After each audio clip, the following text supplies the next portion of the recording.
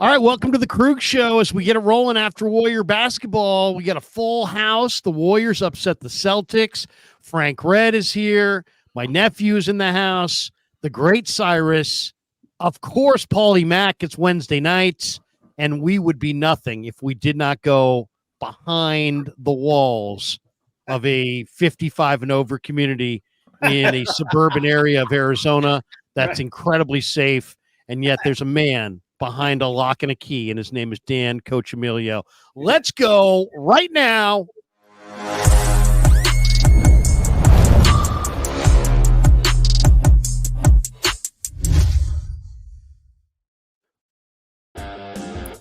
All right, welcome to the Krug Show after Warrior basketball. Warriors. Oh, wait a second. What happened? Everyone else. We don't need them. There we go. I hit the wrong button. Welcome to the Krug Show, brought to you by Pig and a Pickle, the best barbecue in all of Northern California. Check them out. They're in Emeryville. They're in Corte Madera. We were there on Sunday in Corte Madera. It was fantastic. Thanks to everybody who stopped by, but thanks to Pig and a Pickle for being the title sponsor of the Krug Show. Stop by, say hi to Damon and Mary, get some brisket chili. We ate way too much on Sunday, and we want to thank them. Can I interrupt your read real fast to ask please. Paulie, as an impartial eater, consumer of Pig and a Pickle, how good was it, dude? How good was it? Well, I'll tell you what, it was damn good. It was my second time dining at Pig and a Pickle with the great Larry Kruger. And by the way, extended Kruger family. Joe, you missed out, man. He had his kids there. A lot of Niner fans milling around. It was a really good time. And I got to tell you, though, Krugs, I think I'm partial to the pulled pork sandwich, man.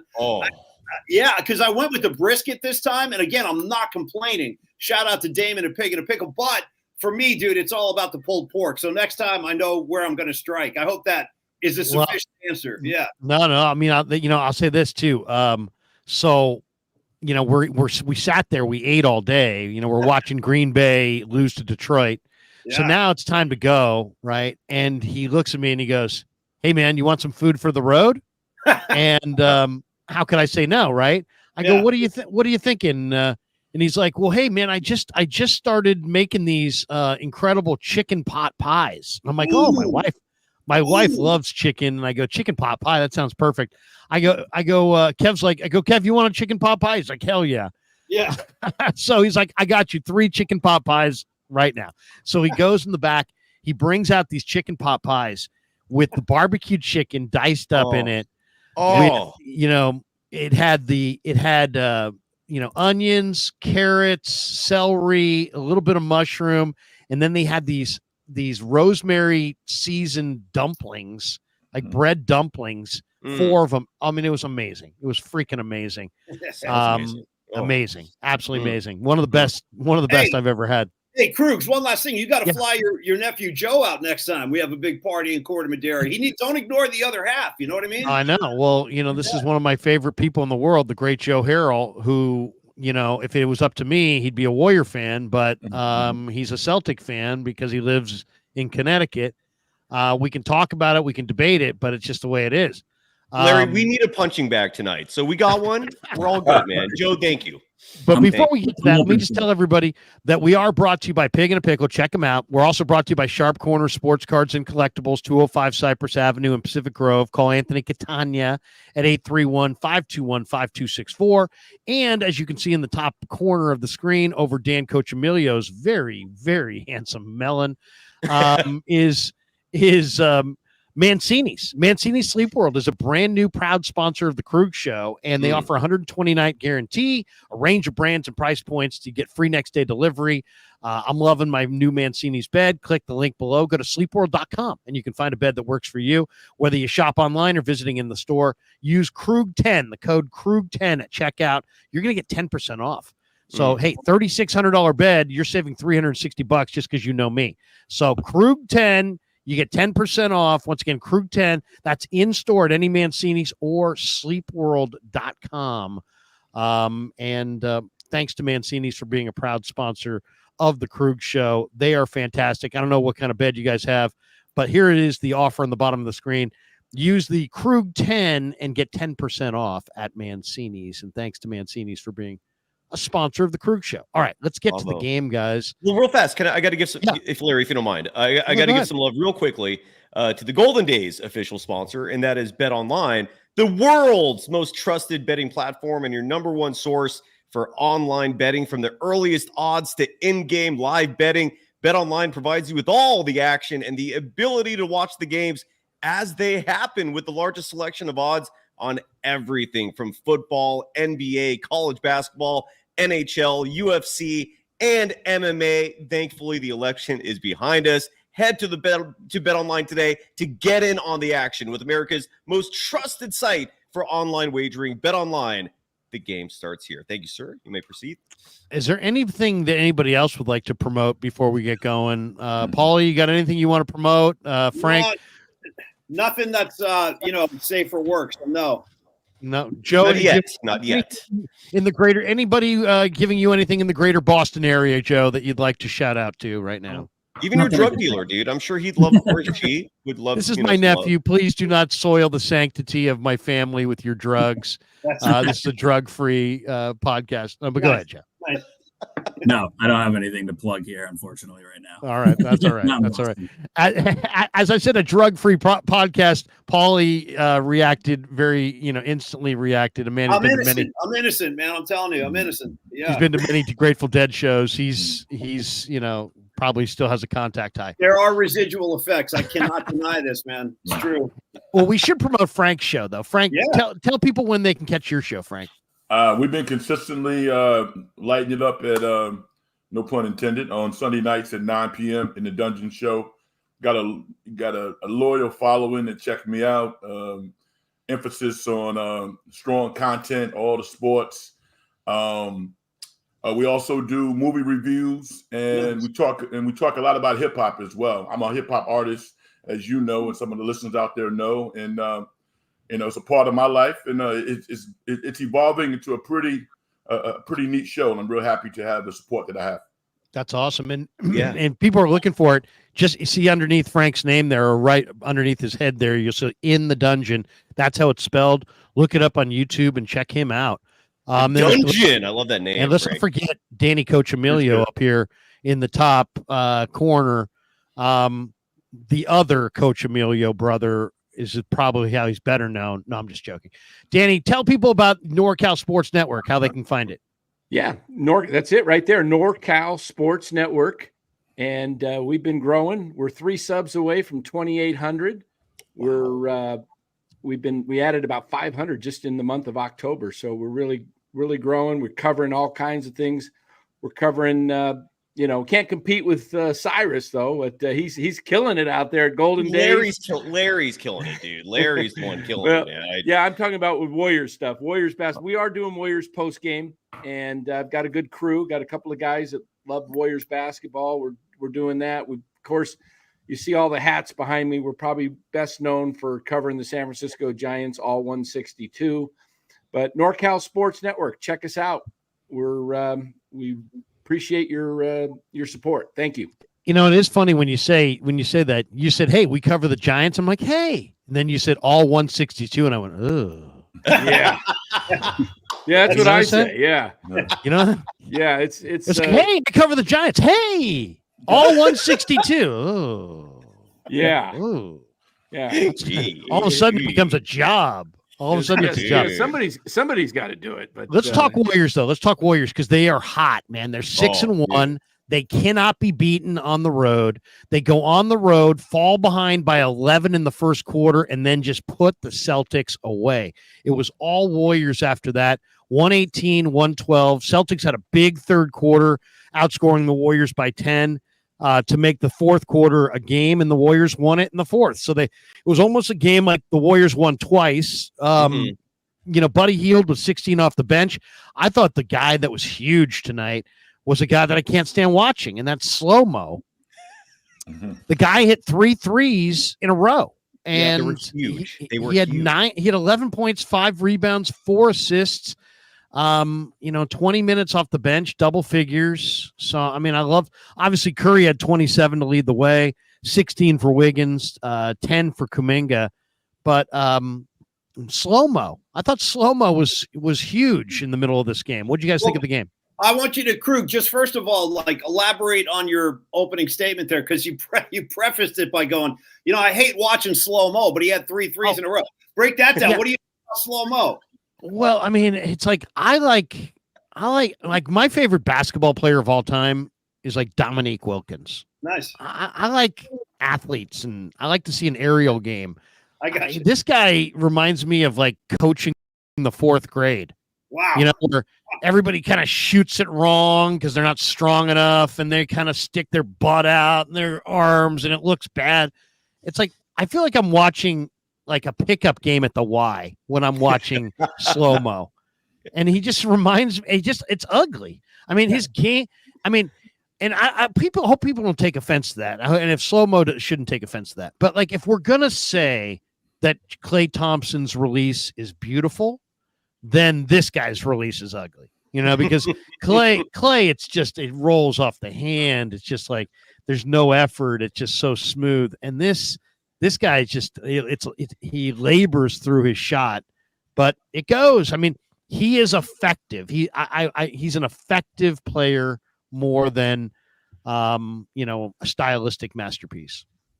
What do you guys think? Do you guys like slow-mo? Am I the only one who's not a big slow-mo fan?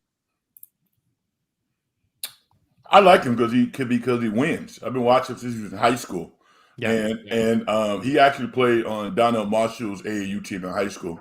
Nice. And the same way he plays now is how he played when he was in high school. He's 6'8", 6'9", really, really smart. I like smart players. So, I'm looking at the totality of the game, not one particular phase of the game. This guy can never shoot the basketball in a game and still have an impact performance. So, I think he really lends into what the Warriors do intellectually as basketball players. And he's a winner, man. I really like having the guy around. I think he's good. Yeah, I love his wingspan. If you notice, they had him throw in the ball the last with 11 seconds or whatever it was, because they want his smartness out there, his height, that he can throw the ball in, and not, you don't want no 6'3" guy throwing the ball in, getting it, lobbing it, and getting it stolen. So I like slow-mo a lot. He's just a good veteran. Yeah, I agree with Larry. He's not pleasing to watch when he shoots, but he's just a presence out there. I mean, I'll just admit it. I'm not a big fan of effective players. I like a show. You know what I mean? I like a show. I want to see a show. I want to see guys who Zion Williamson is fun to watch. Why? Because he's just, power. And, Steph is fun to watch because of the shot. I mean, I like guys who can, I like the kind of the above the rim game.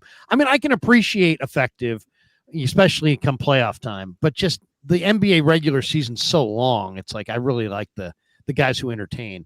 Well, and one thing Kyle Anderson's doing, and which is awesome, especially in lieu of the fact that Brandon Pajemski missed today's game, which goes to show that the runs, the shits is probably not what's going on.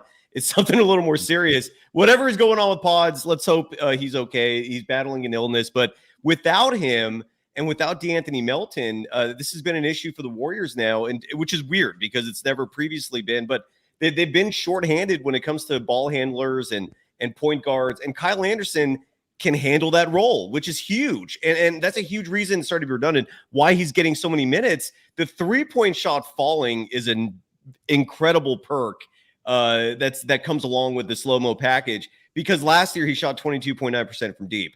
And a lot of people were concerned about whether or not he was going to be heaving threes, but he also was dealing with a wrist injury last year. And a lot of people said that that's the reason for his shooting percentage going down. So those 3 threes in a row that he made, which was, I think, in the second quarter of the game, where Kyle Anderson was 3 of 4 from the field total, had 9 points. And that was huge, man, because that shifted the whole momentum of the game. It was 3 after 3 after 3, and it opened the game up where the Warriors had this 11-point halftime lead. But him filling in as a point guard, in my opinion, has been huge, because you no longer have that defensive liability they've had in years past when Corey Joseph was getting these minutes, when Ty Jerome was getting these minutes. I am happy when Kyle Anderson is getting those minutes because, like I think, Dan, you said, he's got length. He plays defense. He can rebound. He's smart. He doesn't make dumb mistakes out there. Dude, I mean, so far, so damn good. And this was a statement game, man, because Boston wanted to win that game. Jason Tatum had that chip on his shoulder. And so what does Steve Kerr do? He double teams him to start the game, forces the ball out of his hands, and then Kyle Anderson, who we're talking about, was awesome. This is just phenomenal, dude. If you're a member of Gov Nation, you're pumped. Hey, ooh. Cyrus, I just want to jump in on what you just said, because I got a question for Joe about the just significance of this game. Like, it was being set up as a kind of a measuring stick game for the Warriors. If there's been any criticism, it's that they haven't, quote, played anybody yet. So this was going to be the game tonight. People are going to watch, people are going to judge them by.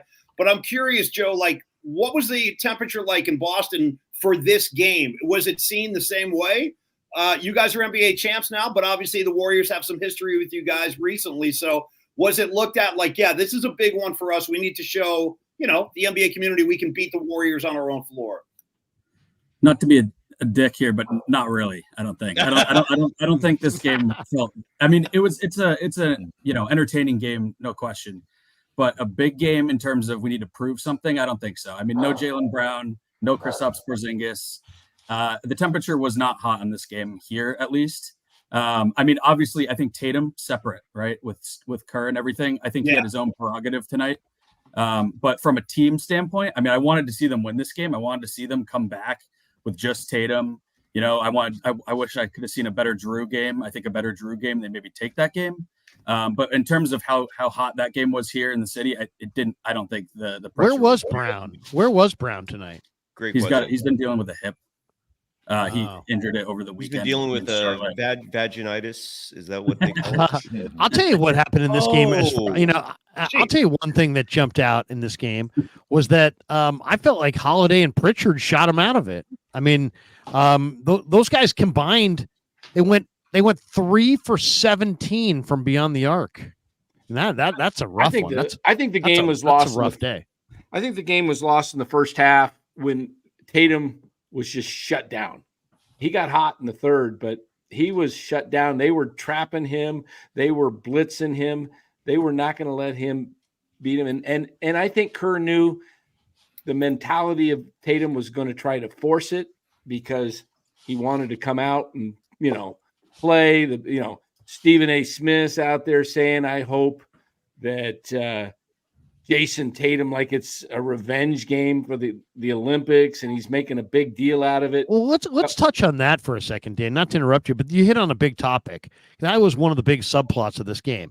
Tatum's going off because Kerr dissed him because he didn't play him against Serbia or something like that. It was a team of stars of NBA players, and he rode the hot hand with money on the table and went with Derek White instead. And they won. I mean, they didn't. It wasn't like Kerr didn't get a gold medal. Tatum did. So Tatum's got a gold medal that he's going to have for the rest of his life because of Steve Kerr. He can be as mad as he wants. What do you mean? Because he already had a gold. That was part of the whole issue here. Tatum was the second best player on a previous gold medal winning team. My point was that Kerr's not getting a medal here. The coaches don't get a medal. No. The players get the medal. Kerr made what he thought was the right decision at the time, right? He's not trying to throw the Olympics. He's trying to win the games. He went with the guys he went with. It worked. They won the title. I know that hurts Tatum's ego because he's a better player than Derek White. We all know that. It's just the way it came down. To me, Steve Kerr wasn't doing that to Tatum. Right. It was like Steve Kerr was just trying to coach the game. For Stephen A to kind of make it like, look what he did to you, Tatum, I think is just, Larry, it's just so backwards. Larry, here's the other side of that. And this is why I do sympathize with Tatum, is because pretend this wasn't Tatum. Imagine if this was LeBron. If LeBron James was benched like this, would you still be saying the same thing you're saying now? Jason Tatum's not LeBron James, though. He's close. Yeah, I mean, he's a reigning champion, best player on a reigning champion. This is where the disrespect part of it comes in. He's an enormous talent. He is that good. Jason Tatum is that good. Even if he was going through a weird shooting thing, at that moment. Jason Tatum is a perennial first. We can have thousands of people in here, and they're never gonna. Nobody's ever gonna agree that Jason Tatum's on the same level as LeBron James. But he's close though. I hear what you're saying. He's a great player. Frank, go ahead. Now the difference is, I mean, Tatum is a great player, future Hall of Famer. He might star on the next Olympic team, but what he doesn't have is a quick first step. And when you are among the greatest athletes in the world, you need that quick burst. You saw it on display tonight with Jonathan Kuminga.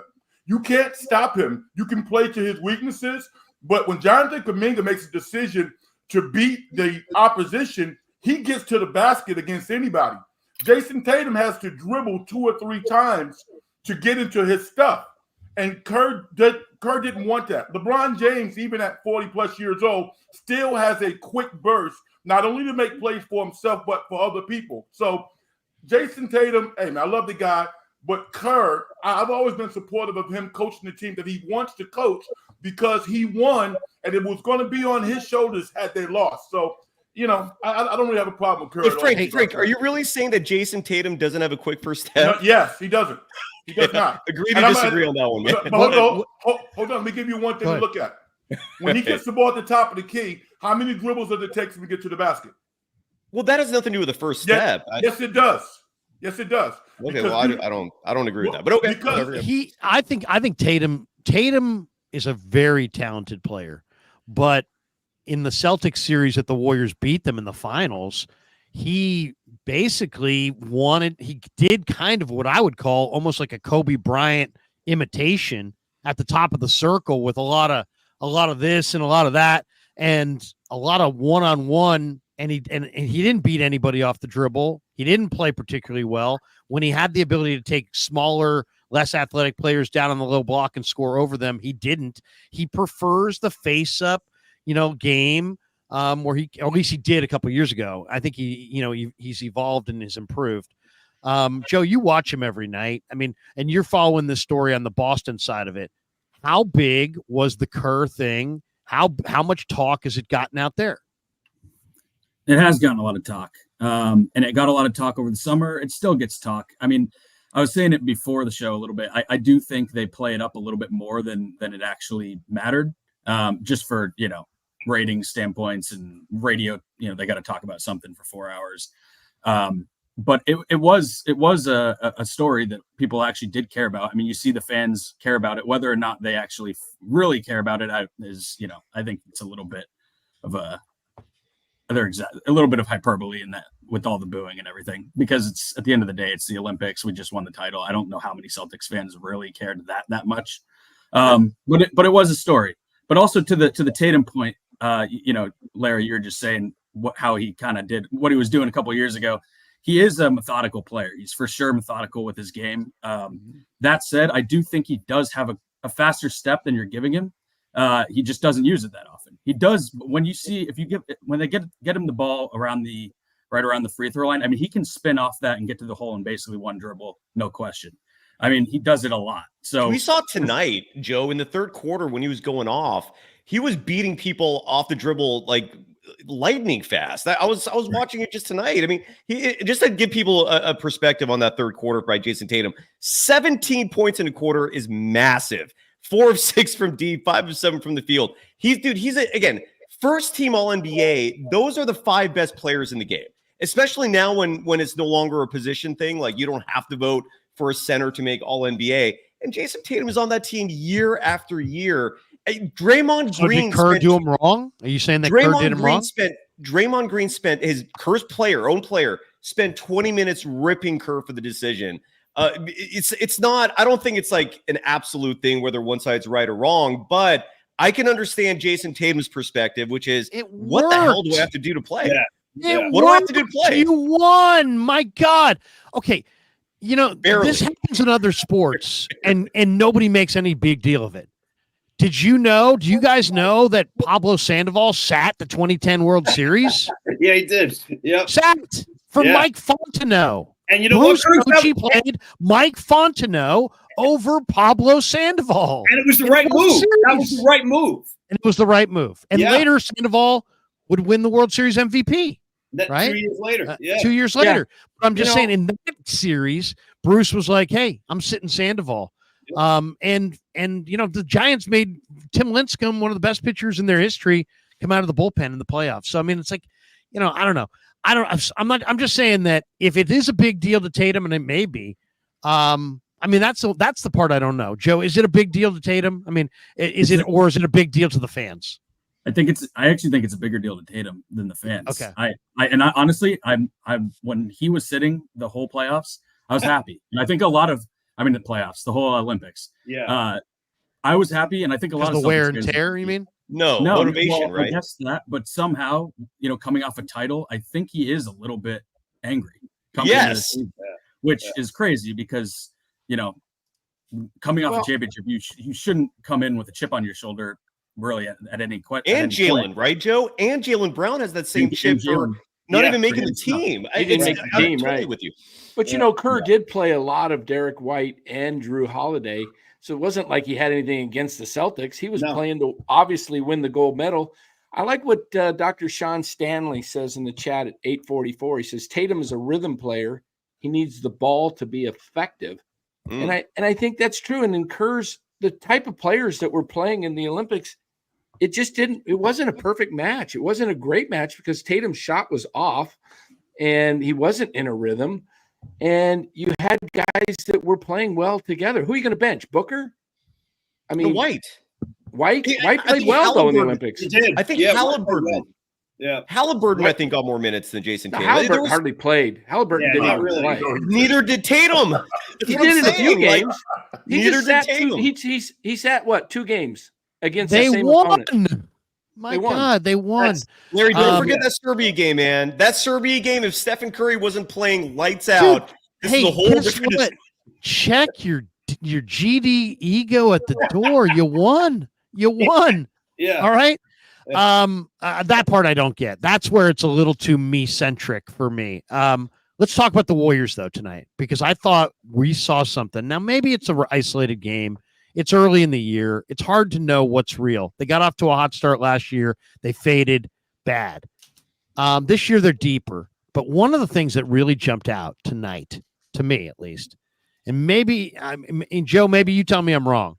Was this an off-shooting night by the Celtics? I don't know. To me, it looked like really, really good Warrior defense. And if the Warriors going to play this level of defense, and they got 3 or 4 guys right now that can really lock you up if Kuminga is, if Kuminga's fully engaged on the defensive end, good luck to you, because they got Green, they've got guys. I mean, they've got Peyton, who's one of the great defenders in the league. I think the Warriors defense is looking, I hate to say this because I picked them to win 38 games a couple weeks ago. It's looking championship caliber. We all heard that. They have a great defense. Their defense right now. I love the way they are playing defense right now. Give me your guys' thoughts. Ryan, I haven't heard from you yet. What do you think? You've been listening to this. First of all, it's great to see all of you. It's great to see Paulie Mack, who I interned for back in 2020, baby. Yeah, man, you're looking good, brother. You're looking good, man. You're aging well, Ryan. Ryan, are you saying Paulie's the reason why you're in all of our lives? Fucking Paulie, man. God, I mean, yeah, that's the domino that started it all. So I don't know what you guys have talked about, because I came in late. I know. It was mostly the Giants, because Dan was talking. We were talking about the Giants bullpen. No. We've been talking about the Warriors in the Celtic game. Just and a little bit. We just started really. Okay, well, I mean, I think clearly the Celtics are the best team in the league. They didn't have Jaylen Brown, but that was, this was like the game that I had circled early in the calendar. Like, this is the test. This is absolutely the test. And I can't really tell if this Warriors team, because it is such a great defensive team, I can't tell if it's they're going to be. So you agree? Really you agree with that? That they're really good defensive team? Of course. Yeah. I will say, I think Kuminga is super overrated as a defender. I feel like that might make Cy mad. But who's overrating him? I don't. That's weird. Why are you saying that? Well, I called him a lockdown defender a second ago. Yeah. But if Larry says it's more something, potential. It's more potential than it is reality. Overrated. Come on, man. Anyway, he is an overrated defender. But who's overrating him? You got to. I'll tell you underrated defender is Steph. Steph was playing great D tonight. Yeah, he did. Steph is an underrated defender, but I'd say anytime I'm watching a national broadcast, they like to talk about Kuminga's defense, and it's just his profile and his athleticism and his size that they automatically assume he's going to be a great defender. But he was like primarily the reason I feel like why Tatum got off in the third quarter. I think somebody says Stackhouse deserves the credit for the improved D. I mean, he's definitely a huge part of it, and it's great to see Buddy Hield's playing defense as well. Buddy Hield, my looks great. My biggest takeaway was I was not a huge pods guy last year. I felt like he kind of had that like main player syndrome where, he was kind of sucking up to the vets. I knew him and Wiggins were kind of getting into it. And I felt like people were way overrating pods to the point where, they're talking about him as a piece they don't want to trade for Lauri Markkanen and whatnot. But I see Pods has a very defined role on this team. Curry doesn't want to handle the ball. Curry doesn't want to be bringing the ball up the court. If you take Pods out of this game and take Melton out, like you kind of saw that was a big issue this game. It's like what slow-mo's taking the ball up the court, beating the traps, beating the press. So that's one thing I'm looking at. But overall, I mean, I think this is a good Dubs team. They're just super deep. It's just hard to really gauge like what does this mean. I think they're going to be a good regular season team for the rest of the year. I just don't know about the playoffs. Oh, look at that. Why? Because you think they're the kind of team that's going to play at a high level all year in the regular season and won't have another level to get to come playoff time. Is that what you're saying? Yeah, that's my feeling. Yeah. Well, I mean, I can see that. I got to say, like what Joe and I were talking about a few minutes ago about the Boston Celtics and how some of those guys might feel, disgruntled, right? Jaylen Brown, he wasn't there. Tatum didn't get his minutes. We all saw Tatum's face in France, dude. He looked like someone stole his lunch money, He looked so bummed out. So those guys have their own motivation, but I think the same thing is going on right here with the Golden State Warriors. Again, like Krug, we mentioned the fact that the last two seasons got so off the rails and we're so below the standard that we've been used to seeing for the past 10 years. These guys look around. Look, Draymond and Steph, obviously, these guys are saying, how many more years do we have where we're going to have a legitimate shot to make a deep run in the postseason? They know the clock is ticking. They know what's in front of them and what's behind them. And that's why I think the Warriors have like an added degree of motivation this year. And now they have depth. Now they're playing defense. And Ryan, you mentioned Buddy Hield, man. I think that Buddy Hield has been a godsend for this team. Even tonight, like in the first quarter, when the beginning of the game was getting a little squirrely, the Warriors were having a hard time finding the rim, and then it was Buddy Hield who hit that three in the corner, kind of calmed the waters. And he is, I mean, I'm telling you, this guy is, I think, one of the biggest moves that we've seen in Golden State the past few years, and he helps you to not miss Klay Thompson, right? You're getting those points now from Buddy Hield, or hopefully, and I hope that will continue. But again, I think that the Warriors are also a highly motivated group this year. By the way, I just have to, Ryan, I got to correct you real fast because you sat there and said that Jason Tatum's hot third quarter was because of Kuminga's defense. Kuminga did not come into the game until there were 4 minutes, 35 seconds remaining in the third when Tatum had already hit 3 threes. So I don't know what's going on with you where you're trying to slander Kuminga like this, but that is not accurate, brother. I just have to correct you a little bit there. Sorry. Okay. Fair enough. Here we go. Get him. That was kind of crazy. This one from Rennell. Rennell's a new member. Rennell, welcome aboard. And Bill M says, Paulie, great to see you. What have you been up to? Good to see you, Bill man. M. I'm hanging Bill M, with NorCal Sports Kruger. Network guy. Yeah, I'm hanging with Kruger every Wednesday. That's what I'm up to. And in January, we're going to be launching a new show, Polymax Particles, right here on YouTube. I'll be Larry Kruger's neighbor. I'll be Cyrus's neighbor. Dan, I'll get you on the show. Frank, all you guys, man. The door's going to be wide open. We'll talk to everybody.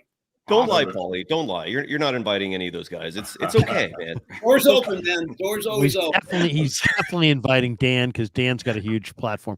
All right. What about side? Don't be bitter on people. I'm not bitter. That wasn't a bitter comment. That was a mean comment. I apologize. That was nothing bitter. Don't be mean and nasty to anybody. If anybody's gonna be mean and nasty, let it be me. Anyway, that is fair. The Warriors after tonight. This was not just a 1-game deal. This schedule is tough. It goes. They go. Who do they have the next Cleveland and three here? OKC. Right. Yeah. Yeah. Oh, yeah, that's right. Cleveland and OKC, both on the road. So Friday at Cleveland and then Sunday at OKC. And then Tuesday at home against Dallas. Klay Thompson. Tuesday at comes home back. against Dallas, Yeah. and then Memphis. And Memphis is pretty good. Yeah, they are. So it's this is a kind of a tough stretch, but it was good to see the Warriors. I mean, let's be honest, the Warriors are got to be probably the surprise team in the NBA right now. Would you guys agree? I mean, who's more surprising in the early season in the NBA right now than the Golden State Warriors? Does it have to be good? Because the Bucks are The Bucks, I surprising guess the Bucks being 1-6 and then the worst record That in the falls East. right into the Warriors' hands because as the Bucks fail, Giannis will become a Warrior. You watch later. That's the hope. That's the hope. I think it's going to happen. If you watch Golden Days consistently, the Milwaukee Bucks thing is no surprise. I was telling people months ago, this is an absolute shit show. I don't know how the hell the Bucks thought the delusions of grandeur in the front offices of so many of these NBA teams. It's asinine, man. And the Bucks are included. I don't know who thought they would be good. This record reflects exactly who they are, an old, aging, has-been team. Even Giannis is 30 years old. But look, if you look at the standings, Larry, like in terms of a surprise team, at least for winners, the only other team that at least sticks out to me would be the Suns. And even I don't know if they're much of a surprise given the talent they have, but they're 6-1. And they disappointed last year, and they're not disappointing now. So maybe they're a surprise. But, yeah, I think you're right, Larry. This Warriors team is surprising everybody. Mike Breen and Doris Burke in the broadcast tonight, like, they were stunned. Like, you could hear them shocked watching this Warriors defense. Like where the hell did this come from? And the fact that most of it's homegrown, except for Buddy Hield and Slow-Mo, that's just icing on the cake. Well, who are we crediting? Because, I mean, they're off to this amazing start. Who gets the credit here? Do you give it to guys like Stackhouse and Terry Stotts, the new assistants? Do you give it to Dunleavy for kind of, he didn't make the big deal. He didn't force it. He didn't force after he couldn't make the deals he wanted to make. He didn't force any deal. I mean, most teams in the offseason would have forced some deal, and they didn't. And I don't love how I mean, to me, it doesn't seem like it's a perfect fit yet either, but they're winning games. I mean, they're 7-1. They haven't lost on the road. They've got a lot of scoring off the bench. Buddy Hield looks fantastic. He was plus 20 in 29 minutes tonight. Best plus minus on the floor for Golden State. So throw Chris DeMarco in there too with the assistant coaches. I don't know if you guys have talked about that whole thing, but him being Buddy Hield's coach for the Bahamas team, and he was like Clay's guy, and so he had the inside track. We broke that story on Golden Days. Ryan, you're absolutely right. I will now throw a shitload of love your way after being negative. I apologize. You're spot on, dude. The Chris DeMarco part of it, he literally is the reason Buddy Hield is a Warrior, and we're now seeing that he's the leading scorer of this team. Profoundly important and huge. So, Ryan, I want to give you awesome take. I credit all four guys, really. And Dunleavy, where I give him credit is he built a team based on athleticism, length, and guys that are veterans. You have the perfect complement of vets and the younger guys in Pods and TJD and Moody and Kuminga. Those are the four young guys that plays. And then they picked up Lindsey Waters as well. So they're really 13 deep. And so it is a team that can afford to go out and trade for a Giannis, because when it gets to playoff time, you're not playing more than probably 9. Yeah. I don't see Milwaukee trading Giannis at all. I don't. If he wants out, it's up to Giannis, though. No. I mean, I think you're right. But I just don't. I think they'll do whatever they need to do to try to bring back another superstar as opposed to an accompaniment of good players. Now, I'm gonna give you one name. I mean, just like you said, I think there's a lot of credit to go around. But from a coaching perspective, the one ace that Kerr has in his pocket this year that he didn't have is he can use GP2 to turn anybody's water off. When the tempo of the game is changing, he said, "Yo, GP2, I need you." You can put him on a point guard. He slows the other team's offense down because he picks up 94 feet. You can put him on a small forward because his lower extremities are really, really strong, and he can jump. And he leans into him with that left hand. And he's a natural rebounder. So he gives Kerr so many options beyond offense that constitute winning. And he didn't have that last year. I mean, this guy's playing lights out basketball, and he's impacting the game. There's no question. They have to have about 5 or 6 underrated guys. Okay, I mentioned I can't stand it slow-mo, but there's no doubt he's underrated. Buddy Hield is right now playing incredible basketball. Oof. Lindy Waters, I think, is an underrated player. I've always been a Kuminga fan. I think Moody's underrated. So, I mean, they just have a number of guys that I think, you could put in that kind of underrated category for sure. What's the upside of this team? And by the way, Joe, you watch this Celtics team. They've only lost twice all year. This has only been theirs. And to me, their coach had some weird looks, was giving some weird looks to some of their Celtic players on the bench as they were coming off in the fourth quarter. Is there something going on with this team that we don't know about? It just seems like, I know they're the defending champs and everybody loves everybody right now, but there were some weird looks on that bench in the fourth quarter. Yeah, I don't know. I don't think so. I think, in their 2 losses, the Pacers game was just what's going to happen to the Celtics. It happened to them last year. Here and there, they're just going to be cold, and then it's just going to be. It is what it is. When when you take 40 threes a game, 40 plus threes a game, and you are cold for a night, you're probably going to lose. Now they came back in that game because they put together a kind of miraculous comeback in the final 2 minutes of that game, really 6 minutes, but they fell short in overtime. But, I think this game, if you saw some looks, I just think, at least in the first half specifically, I think there was a lot of frustration because, honestly, that's what Kerr threw at the Celtics tonight in the first half, at least. And they tried in the second half, too, but I think Tatum figured out the blitz a little bit better. And they adjusted. Missoula adjusted, yeah. But great exactly. That blitz, we haven't, in Boston, we haven't seen that this year, at least. And especially with Tatum, who's been the league's leading scorer in the first quarters, to just shut him down early, double him every time he gets the ball. And Tatum couldn't get the ball out. They were turning it over left and right. Warriors were scoring in transition.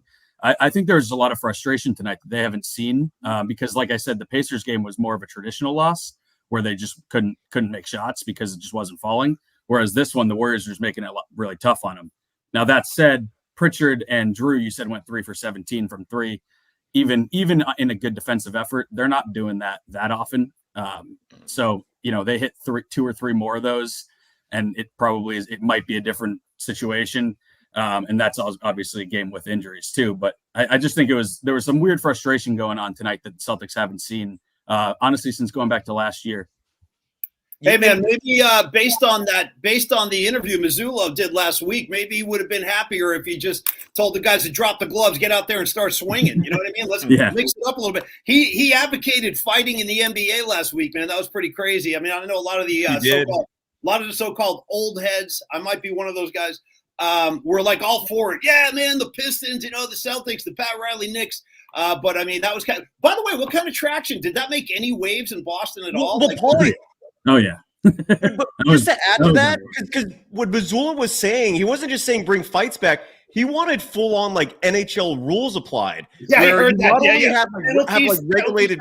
Yeah, but you also have like penalty minutes where he was saying like someone should get taken off the floor and you have 5-on-4 matchups. I I do think that would be fascinating if they added that.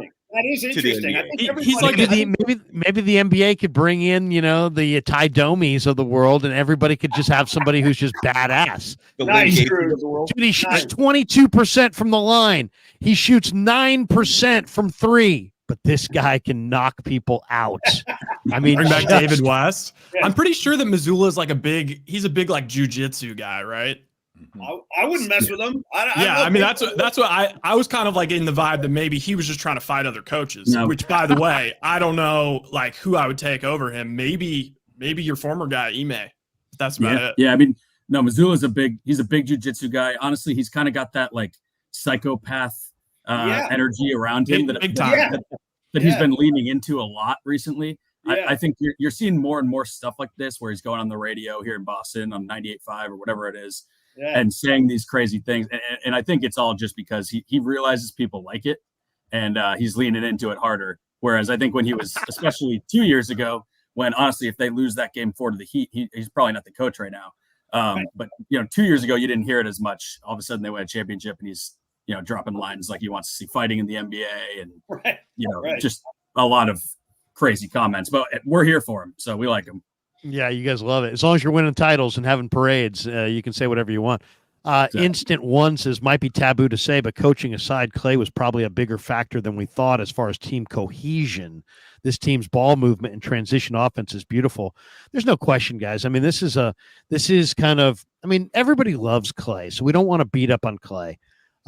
Everybody loves what he contributed here, and he was one of the most popular Warriors of all time. Yeah. But as easy as he was on a team early in his career, that's how hard he was on Kerr last year. Mm-hmm. And I know firsthand that Kerr had many meetings with him that never even became public.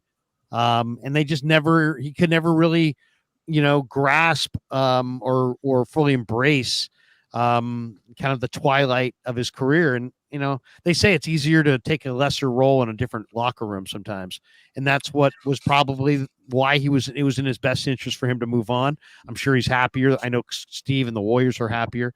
The Warriors are just better off. There's just there's a much lighter feel than, and I don't know why that is, because Steph's getting older, Draymond's getting older, but they just seem like they can handle the twilight of their career a little bit better. And then there's not such a heaviness that there was such a, I mean, Klay had become a burden to the chemistry. Well, and I'm glad that I hate to say this, it sounds terrible, but I'm glad that he's moved on, because I think it's really been the best move for him and for the Warriors. Well, and based off what Klay said himself, like Klay Thompson is the perfect example of the superstar who lacks the self-awareness of realizing that he's past his prime. Like in his head, like he made a comment a few weeks ago or a month ago where he thought last year was a great year for him. He started bragging about his productivity. That is not, given by his own standards, 38% from three is not a good year for Klay Thompson. 18 points and change a game, not a good year for Klay Thompson. But in his head, he thought he had a good year. So yes, it is awesome that the Warriors moved on from an individual who has massive ego problems. But the other reason why I think it's great that Klay moved on is Kerr's weakness, or one of them, is the crutch that he has for certain players, right? Like he cannot refrain from giving his trusted veterans minutes. And Klay Thompson, we would be seeing him out there in a lot of these games of the season. I guarantee they're not 7-1 to start the season with Klay on this team, because he would be playing 30 minutes in these games and he would be a detriment. And you look at his numbers this season so far between him and Buddy Hield, Klay Thompson is averaging 14 points a game, 14.7 more specifically, while Buddy Hield is averaging 21.9. So they're much better without Klay. Absolutely. Yeah. And I'll say this about Steph. You say he's getting up there. He's going to turn 37, I think March or sometime whenever but he is the youngest 36, 37-year-old player in basketball. This guy is a late bloomer. He's got the body and mindset of a 31, 32-year-old. He's not, we think, he's 36, 37. I think you and I had this disagreement a couple years ago, Larry, when he was turning 35. You said, who gets better after 35? I said, Steph will. And I still believe it. Steph is still, he's peaking. I mean, he's past his prime, but he's not past his prime, if that makes sense. Oh, totally. Dan, you know what I compare it to? It's the same kind of discussion that was going around Tom Brady. Once he crested 35, it was like, well, how much longer can he keep doing this? Guess what? He did it a lot longer, and he won more Super Bowls in his late 30s and into his 40s. So I almost feel, Dan, like that whole age thing, or that like kind of stigma attached to age. You're right. I totally agree 100% with Steph Curry. To me, that kind of talk is totally irrelevant. You just watch his game. I mean, God, look what he did in France, man. He's one of the greatest players in the history of the league. He's the best shooter we've ever seen. And when I watch Steph Curry, I don't feel like I'm watching a guy that's on the decline or like in the twilight. I think he's got several more very productive years ahead of him. So maybe 4 or 5 at least. Yeah. Let's play this comment, or let's show you guys this comment from Pinoy Reformat. He says, honestly, I want Kuminga to take the leap into stardom. Then Giannis can just rot in Milwaukee. Let's talk about this. I flipped on to I was in the face-off the other day with Tolbert and Copeland, and they brought up the rumor that says that the Warriors have interest in Jimmy Butler, and Kuminga's name was tied there. It's not a new rumor, by the way. The people running with that are it's not a smart thing to do. There's nothing new to report on that front. Sorry to interrupt you. Go ahead. No. I mean, I don't. I'm good. Thanks for the update. I just whether it was a new rumor, an old rumor, whatever. I hate it. I hate that. What's the quickest way to ruin your team? Trade two 23-year-old stars for 38-year-old guys, and then let them walk away. I mean, Poole for Paul saved Joe money, but it didn't make the Warriors better. No. It made the Warriors older, and they lost the Poole asset. They overpaid. They devalued their own asset by overpaying him, but then they got rid of him for pennies on the dollar. And it looks like to me, if they traded Kuminga for Jimmy Butler, I mean, that's to me really, really stupid. I'd rather, if I'm going to move Kuminga, I don't want to move Kuminga, but if I'm going to move Kuminga, I'd rather try to move him in a major deal for Giannis than in any kind of a deal for Jimmy Butler. But I'm just in this other mode where I don't want to move Kuminga. He was 19 2 years ago. He's 21 now. He's 22, just 22. 22. He's just gotten worlds better in a short amount of time. He's a totally different player than he was at 19. His shot is smoother. Just give him another year or so, and this guy is going to be a really, really good player. I don't want to trade him now for a 35-year-old player.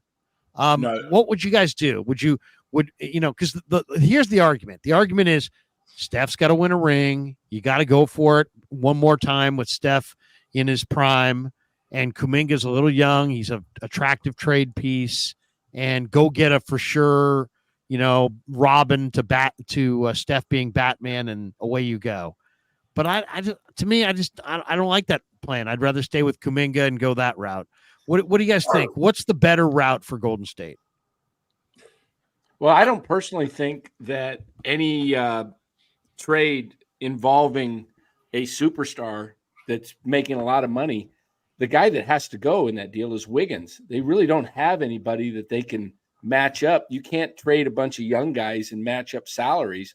So Kuminga's in the deal.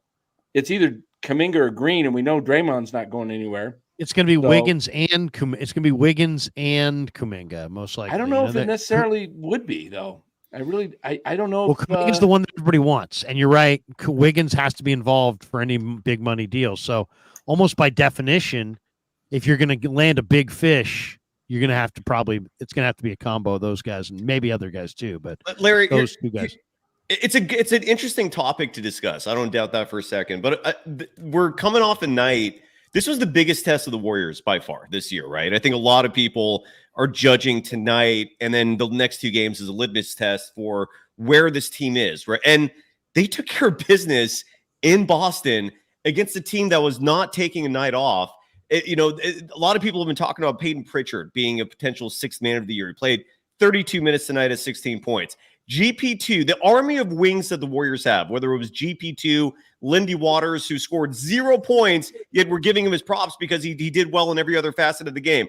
Kuminga, Buddy Hield, Moses Moody, even Steph, Andrew Wiggins, Draymond Green. These are all names that can play a lot of different positions defensively, and the results showed tonight. A team like the Celtics that normally eats other teams up, especially with that three-point shot, none of those looks, except for a few from Derek White. Derek White had a great game tonight, I thought. But everyone else, they were having difficulties finding open shots. They were having difficulties getting easy looks. And it's because this Warriors team is legit, dude. I feel like we have to give them their props after a game like this and say that maybe they don't need to do anything. Maybe this is a team that as currently in their current incarnation with young pieces that are only going to get better could make a run at this, dude. I'm starting to believe, man. I don't know what you guys think, but I'm starting to believe this team looks damn good.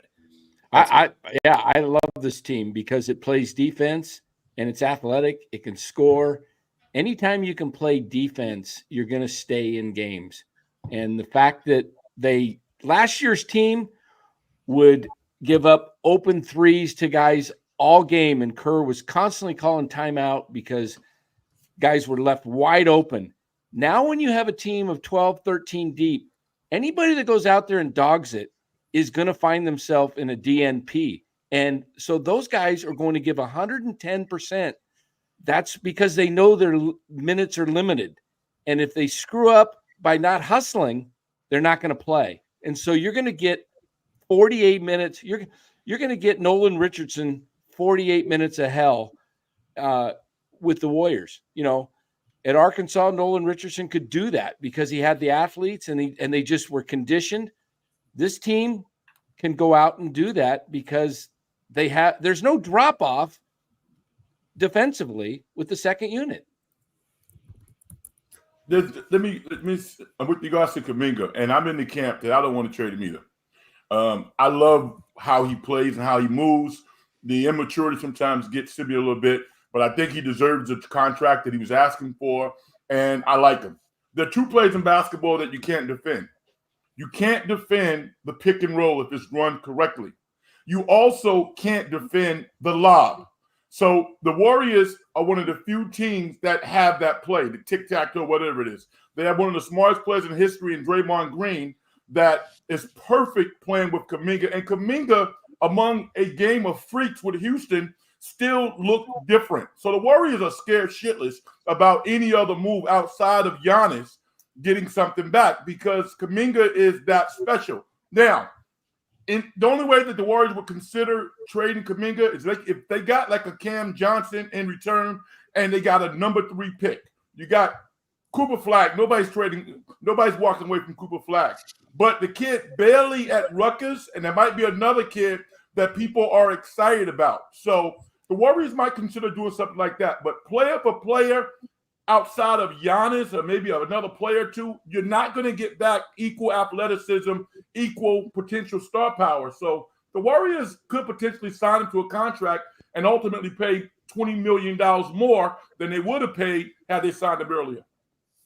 It'd be nice if they could get another, big man who could run the floor. I mean, they're still a little bit of a donut team. Even tonight, even though they won this game, they got beat on the boards. It seems like they get beat on the boards and points in the paint a lot. Now tonight they actually did get a bunch of points in the paint, so that was good to see. I just think that they've got a lot of guys on the wings for sure. I don't know. I'd love to see a 6'11" guy who could run the floor and block some shots, rim protect, throw the lob. Just one more big body. It seemed like they're a little. Well, Larry, because I'm guessing you're thinking of what was it, Neemias Queta? Is that his name? He had moments where I liked him a lot. I loved him at Utah State. I mean, he was really good in college. And here's the thing: had him on their their G League team, and the Celtics got him at the right time. I mean, he's absolutely a great pick. And the Warriors, I could still understand the argument that maybe that is a weakness of theirs, like a big like Cadis. He was just scoring at will. There were moments where the Warriors had no answers, but this was also another game where Trace Jackson Davis, he saw 32 seconds in the fourth quarter. I feel like if TJD played a little more at the end of the game to match up those minutes, we would have seen a more effective defense in that regard. With all that said, though, you look at the top teams, right? Whether it's Boston, whether it's OKC, whether it's Cleveland, whether it's the Suns, what none of those teams have, and this echoes 2022 a lot, is a Zubac-type center who you can feed in there, and they've got like that ultimate big man skill set where they can get buckets at will. None of the elite teams in the NBA this year have that kind of center that could cause major issues for the Warriors. And because of that, I don't know if you have to make a serious move to be a championship contender this year. I really don't. This is where I see a lot of 14-15 with this team, but when you look at the opposition and the NBA landscape and the fact that all the elite centers are on teams that may not be an issue for the Warriors, this might be lined up perfectly, man. That's what I'm seeing so far. I don't know about you guys. I mean, they're deep. I mean, they're really deep. So that's kind of covers everything. I mean, in a What are lot they of missing? ways. You think maybe they might need someone like a Robert Williams from Portland to That would be nice. Supplement the, when it come playoff time, that big body that can play D. Well, I mean, I just got to wonder how many minutes can Draymond Green continue to play at this age against bigger guys every night. He's a 6'8" guy, and you're basically asking him to battle the trees, 6'11", 7-footers all the time. I don't know. I mean, 3 years ago, that was not too much to ask. It might be too much to ask this year. I would just love to see them have one more big man. Me too. Me too. But, and I mean, that's the story of being a Warrior fan. I mean, we've been saying that for years. Well, you know what, though, Cruz, and I agree with you. I think that there's only so much heavy lifting Draymond Green can do at this point in his career, for an 82-game schedule. I will say this. You look back at the greatest team Steve Kerr has coached, each one of those championship teams had a big who was – like a good, nasty presence. Yeah. Shout out to guys like Bogut, who was a big Bogut and Pachulia. Zaza, David West, right? These are guys that were Bill McGee. Presence Mo in Spates. And Mo Spates. And a lot of those guys had the ability to pass. Like Bogut was a great facilitator. He was a nasty presence, but he could also dish. And he fit in really well with the Warriors. And I feel like Kerr has checked that box on each championship team. And I feel like Larry, I'm with you. I love what Draymond does, but I would love to be able to bring a true big body, just plant him in the paint, let him dish, knock some guys around, and establish like a presence. Paul, you don't think Trace Jackson Davis fits that mold? I think he's the guy. I like Trace Jackson Davis a lot. I agree with you, Cyrus. I'd love to see him get more minutes on the floor, but I don't know that he's got that nasty disposition of like a David West or Bogut. I think he does, dude. I do. I know it's subjective. It's our opinions. I really do think he's got that dude. Remember his dad is Dale Davis, and sometimes you see that in him, man. The ferociousness, that life force that just is like, get the hell out of my way. This is my pain. I see that at times, and the kid can pass. He's not a liability offensively. He can play defense. I love this kid, dude. I don't think it hurts the team to play him some minutes in the fourth quarter to relieve the pressure from a Draymond Green like you're talking about, Larry. I wouldn't mind adding a Robert Williams. Don't get me wrong, but I think Trace Jackson Davis is legit, dude. That's just me. I don't know. I don't know what you guys think, but what do you guys? As we're now, you look at these teams. We're about 10 games into the season, and it's an 82 game season. How do you guys see the West and the East as far as the top? I mean, Cleveland's off to a 9-0 start. Celtics lost for only the second time all year tonight. And then there's a drop off. I mean, then after that, I mean, the third seed in the East is 4-4. So it's really Cleveland and Boston look like the very best teams in the East. In the West, OKC still undefeated. Golden State's 7-1. You guys, you mentioned the Suns are 6-1. Then there's a little bit of a drop off right there. In your guys' minds, if you had to say a Final Four right now, is it as simple as Cleveland and Boston in the East, or do you like somebody else? And the Knicks will get better. How realistic is it that the Warriors could be a top 4 seed? Or is it just a hot start, or are the Warriors really, really good? Really, the Warriors, really by the way, had the best rating, right? When we were looking at it the other day, net rating. They're 0.1 behind the Thunder to the OKC was 17.4. The Warriors, I think, were plus 17.3. That's going to go down a little bit after tonight's game, but that's natural. It's the Celtics. And the Warriors have the second best point differential in the game right now, behind OKC as well. Which says a lot, dude. I'll say this and then I'll shut up because there's a lot of us, and I'm sorry for taking up so much airtime. I'm looking at the standings, like you said, Larry, in the West, and there's going to be some teams that are really good that are going to be in the play-in tournament. I don't know if the Denver Nuggets even make the playoffs this year, which is a crazy notion, but very true when you consider that Michael Porter Jr. is just a shell of his old self. He's not the shooter he once was. Aaron Gordon just is knocked out with an injury. He's going to miss at least a month. The Nuggets have no depth. They have no shooting. They're relying on Russell Westbrook. The Memphis Grizzlies, I know they're good, but this West is so deep. I don't know if they're going to make the playoffs. The Sacramento Kings, which is crazy because They look damn good entering the season. I don't know if they're going to make the playoffs. There's a lot of depth in the West, but I really do believe that the Warriors they're a cut above, man. I mean, this game tonight was a test, and I got to start like giving them their due. This is a real team with some real superstars, and depth matters, dude. It matters. So I'll shut up now. You guys take it. Rye, what do you think, Rye? I don't know. I think the Warriors will be closer to like 6, maybe. I mean, it's tough when you look at the league. There's 2 teams over 500 in the East. 4-4 has you in 3rd in the Eastern Conference. It's crazy. 4-4 has you 10th place. Yeah, 10th. The Lakers are 4-4. They're in 10th in the West. So the West is it's young. It's crazy deep. There's not going to be that many off nights. I don't know. I just look at these teams. The Suns, I think, look great this year with an actual coach. The Rockets, just got done playing them. I think they look really good, and they're probably only going to improve. Mavericks last year, Western Conference Finals. T-Wolves, the T-Wolves are a little bit weird this year without Cat, but I still think the T-Wolves are nasty. And then the Kings, I mean, I think the Nuggets are going to get it together. I mean, they've been playing in a lot of really close games. And then the Lakers, I don't really know what to think about JJ Redick. They won those first couple games, and it seemed like, damn, is he kind of the truth? I saw him like kind of barking at LeBron. It seemed like, hey, there's the guy for them.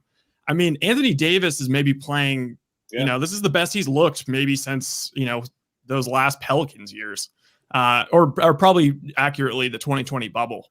So it's like, if you have Anthony Davis out tonight though against the Grizzlies with a heel injury. Yeah. Well, that's Anthony Davis for you. But if they're healthy, I mean, AD and LeBron, I mean, that's 2 top 12 guys when you get to the playoffs. And I mean, they got lucky in the draft. That's the key right there, right? If they're healthy. 82-game season, guys are getting older. LeBron's 40. I don't think he makes it sucks. It really sucks. But like, the Lakers are a terrible matchup for the Warriors. Even this Warriors deep team, like, that is one of the teams that will give them trouble, I think. We'll see. You're absolutely, Ryan, you're absolutely right. That to me is a true test. The Lakers have owned them for like 5 years. So I'm with you, but I think this team could do it, man. I think they finally match up. Joe, Paulie, what do you guys think? I think I agree with Ryan. I mean, like Dan said, go ahead, Joe. Go for it. Okay. I agree with Ryan. I think the Warriors are probably in that 6-7 range. I think their defense looks awesome. Does their offense, is it gonna last for a full season? I mean, do you guys trust that the offense will stick around for the whole year? Yes. Buddy Hield's an awesome piece. I mean, and he was awesome, prior to the Warriors. He's great in Indy, then his little stint in Philly. I don't know. I don't know if I trust their offense to put them in that 3-4 range with when you have teams like OKC, Phoenix, Minnesota, Dallas. I don't really trust the Lakers. I'm biased, but I don't know. I'll put the Warriors in that 5-6 range, and then the East, I don't really know. I think it's Boston, New York, Cleveland.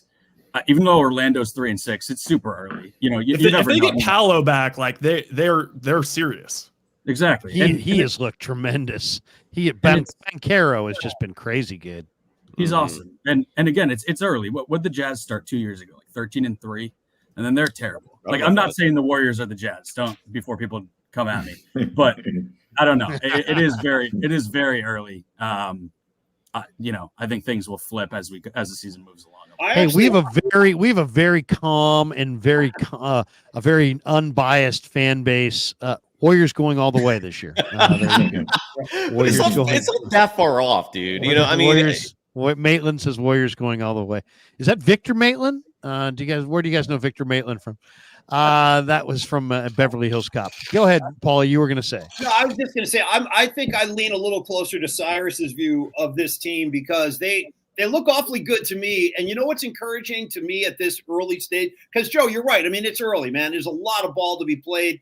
Dan, you mentioned injuries. I mean, you never know like who's going to get struck with an injury, so it's hard to predict. 4 months down the road. But I will say I'm very, very encouraged by not only their offense, but guys, the ball movement is back. Like the ball is getting whipped around on offense now. Like we have not seen the last couple of seasons. Things last year kind of slowed down. Krugs, you talked about, Clay and being kind of an anchor of sorts, like emotionally and just the vibes he was giving off.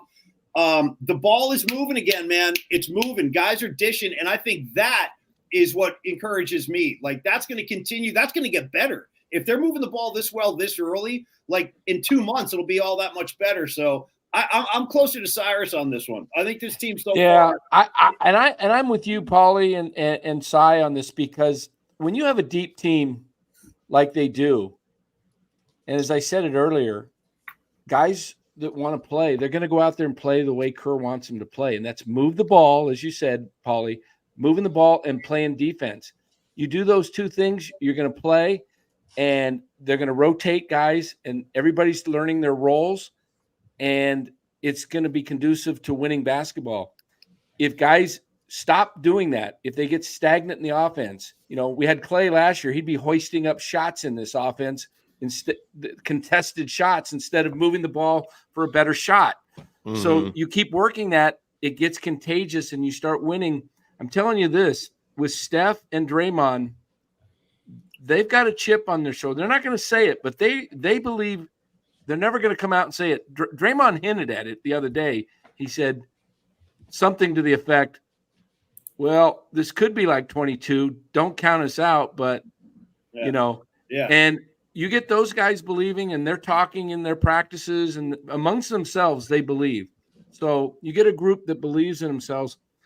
I think it's probably – I had them in the play-in earlier. I've upgraded that. I think they're a top 5 seed. They'll be anywhere between – What are their odds? What are their odds right now? I'll look that up real fast. Yeah, 43.5. 43.5. Nice. I mean, that's their over-under for the season, 43.5 wins. But it went down? What? No, it was 43.5 on opening night.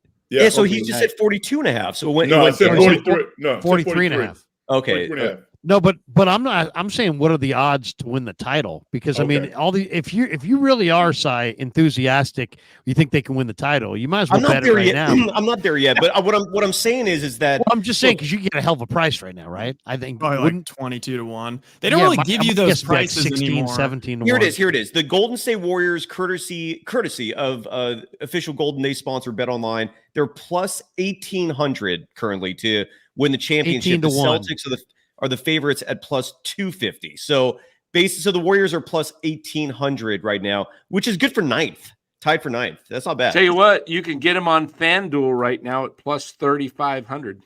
Ooh, well, there you go. Yeah, they were 30-1 before 2014-15, their first title. 35. The great Mike Weisberg also says plus 3,500 on FanDuel. There it is, right there, FanDuel, baby. Nice. The great Weisberg. Is FanDuel legal in Arizona? Yeah, it's legal in Arizona, FanDuel. You lucky son of a bitch, man. That's awesome. That is I wanted to point out something to you guys and ask you, you remember the play they were talking about with Looney? They said he moved his hip, and everybody – I saw Mike Weisberg make a comment on that play, said it was a turning point of the game, and then Doris – Wait, who said that? Mike Weisberg early on. The great Weisberg. Okay, let me see. The screen that was a foul on. Yeah, Steph? they said it. They said it was a bad call. It was Weisberg a good. Also won most of his bets. Non-call. It was According a good got non-call. challenged, right? The Celtics challenged it, lost the challenge for good reason, right? Mike says that was an awful call. Let me tell you why. Weisberg saying awful call. Weisberg's also saying 7-2 run after that call. Is he saying that should have been a foul on Looney? You're going to have to check with Weisberg. Well, Doris Burke did. Doris Burke was like very adamant that Kevon Looney was at fault there, which is weird. I mean, it was not conclusive. That was kind of ridiculous. It is very conclusive. I'll tell you what happened because I can show it to you. Was Doris anti-Warriors the entire game as Pinoy reformat? I'll show it to you here. Watch this. Derek White makes Looney's hip move by running into his left leg. Look. There you go. Yeah. There it is. Watch him run into his leg. Right there. Look at that. That's why his leg went not because he moved his hip. His leg moved because he got a tattoo, Mike. Dan, you should become one of those like the referee guys. Like they're all Italian, you know. You fit right in. You just be that for the NBA. Wait, but Ryan, the replay center guys are all Italian. Oh, they're all Italian. Yeah. Wait, let me start naming some of these guys off. Can anybody think of them? The leg is way outside, Mike, because it got ran into. Have you ever played and had your leg slammed into it? It's called reaction. It's like he either his leg either goes with it or he has a massive Charlie horse and he doesn't play for 3 days. I'm still tripping out about so basically people are eating gabagool and then absolutely smudging the screen with gabagool grease on their fingers. Mike Pereira, Gene Steratore. Okay, I'm gonna have to do some more searching, but Blandino. Ryan's saying like the Italians are now known. They're known for the arts, for their cuisine, and for NFL officiating. Those would be the 3 big things. Yeah. I don't know why that's funny to me. It is just a replay center room that smells like pizza and sausage and gabagool and. What is gabagool? Prosciutto while we're in there. Come on, man. You know. I love Reminds me of The Office. The guys like, the gabagool. Well, or The Sopranos, right? Remember Meadow was like, that's just all preservatives and nitrate. I forgot what she was saying about gabagool. Man. I've never had gabagool. I want to try it so bad. You're missing out. I don't think it exists. Out, you had it? Oh, hell yeah, dude. Yeah. Stop by your deli and grab a third of a pound. Then come talk to me. Yeah. All right, guys, we're winding it down here. We've been going for an hour and 15. We'll probably go for another 10 minutes or so, and then we'll call it a night. Well, Larry, there's a Golden Days tradition that has started this year is going through the scoreboard for the rest of the league for every postgame show. Do you guys mind if we do that before we finish the show, just to see what else is happening in the league? But once we get to that point, is all I'm saying. Yeah, we can start going down the scores right now. There's a game going on right now. Clippers up 64-55 on the 76ers. Yeah, and some stats that stuck out to me a little bit too. You brought up the rebounding figures and how the Warriors lost that battle tonight. They were out-rebounded. No, they won the battle.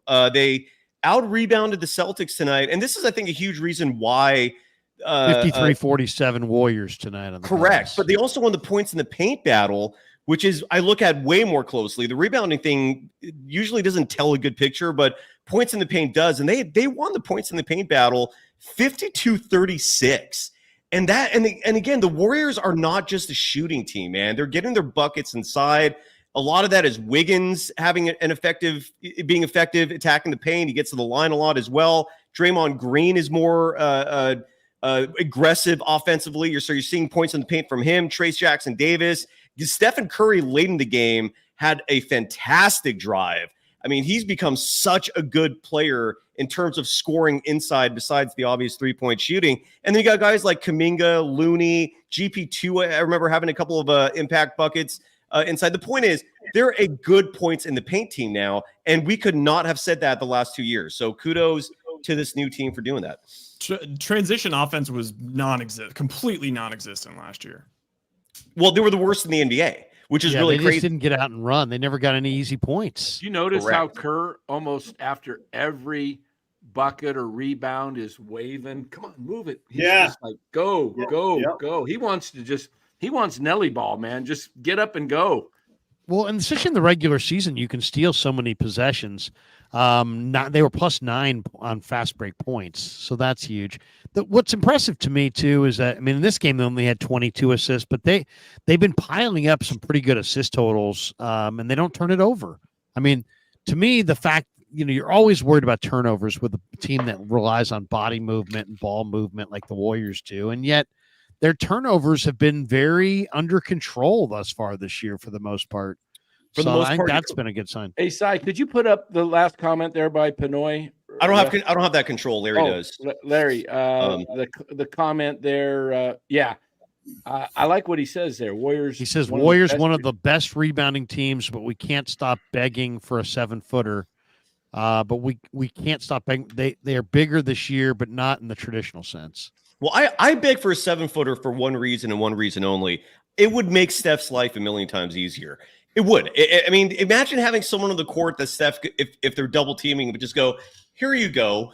Like, he's never had that, man. In his entire career with the Warriors, I've always wanted him to just have one big that he could just feed the ball to and just take a breath, But with that said, I don't think this team needs it. I don't know about you guys, but I love it when they had JaVale. It would be if it was the right kind of big man, I think it would really help. I mean, if you could get the kid, you could get the big man from Cleveland. If you could get Jared Allen, yeah. I don't think they're going to get rid of him, though, are they? You could get Duran from Detroit. Somebody who's got some length and who could run the floor. Absolutely, man. You don't want to slow down because you want to be able to get out and run. But it seemed like I don't know. They just seem like they've got an awful lot of guys who are in that kind of that swingman mold. Carson Taylor says, "What do you guys all think Jonathan Kuminga needs to do to start?" What do you think? I mean, I'm a big Kuminga fan, but he seems like has a hard time, getting minutes. He has a hard time establishing a role. He seems like he's a night-to-night proposition. How do you guys see Kuminga? Should he be on the bench, coming off the bench? You want him in the lineup?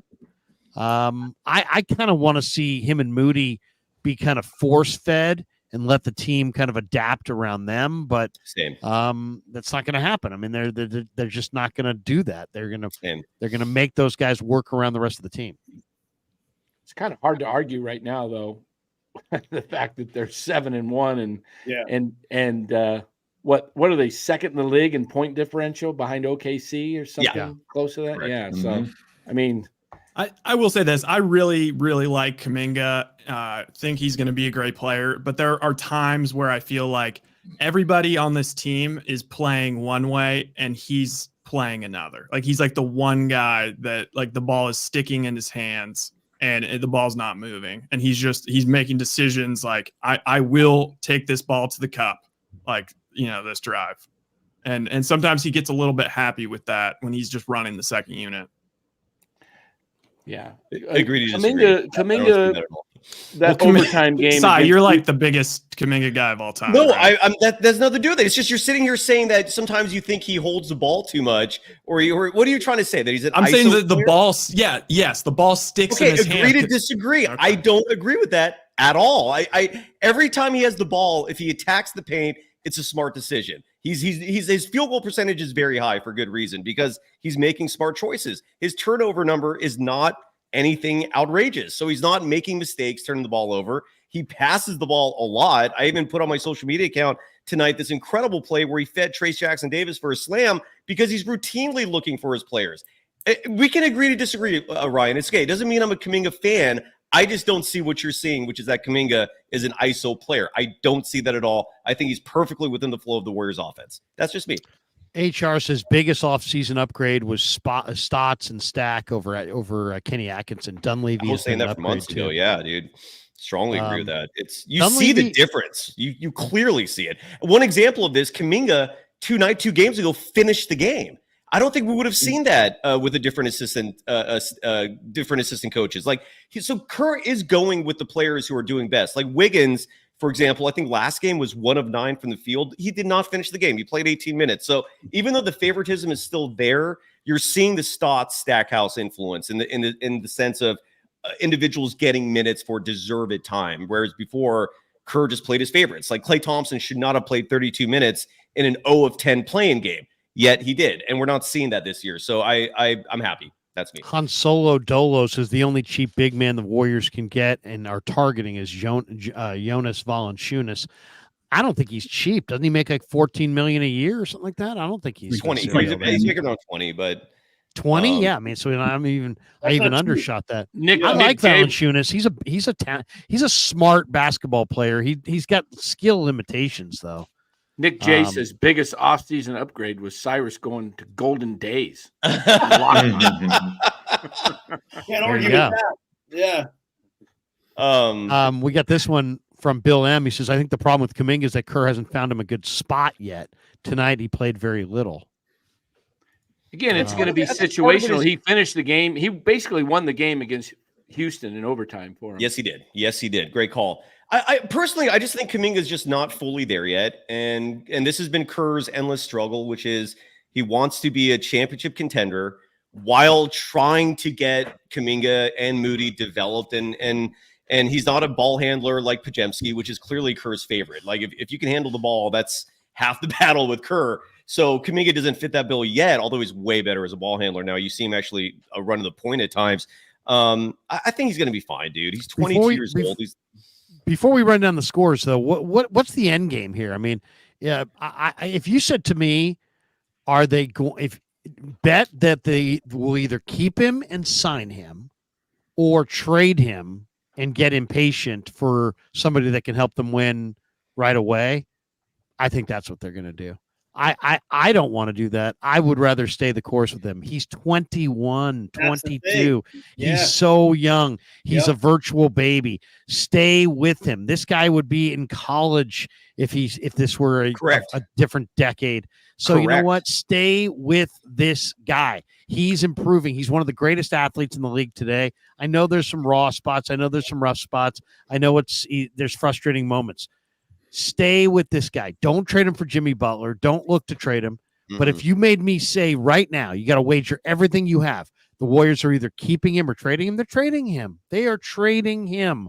And I get that feeling from talking to people around the team who seem to feel like they're in the know.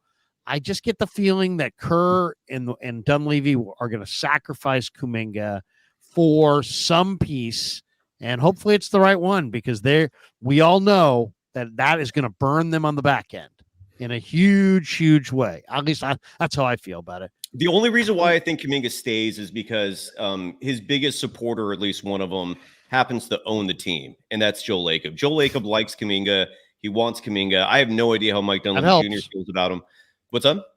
That probably helps. It probably the owner like you. It probably helps. Yeah. So I don't know. What You might be. What do the rest of you guys think? I mean, do you guys all think Kuminga's going to stay? Go? What do you think is going to happen with Kuminga? Because I think he's going to get traded. Give me some. I think you have a thought, Frank. Come in here, Frank. Yeah. Again, I think there's only a few players that he could get traded for. A superstar player like a Giannis with a package that like you guys said, if Giannis doesn't want to be there, then ultimately he has to go somewhere. He will have some say-so where he goes. Brooklyn is a place where I would keep my eyes on because, again, whomever gets the number one pick is going to draft Cooper Flagg. After Cooper Flagg is off the board, all bets are off. If I'm the Brooklyn Nets and I get the opportunity to get a freak in my lineup who's been in the league for 4 years, who I know is going to catch crazy alley-oops and then throw on my fan base, he looks like my fan base, I'm interested in that because he's a star. Kuminga is a star. Kerr is a hard coach to play for, but through this arduous process, he's actually gotten better.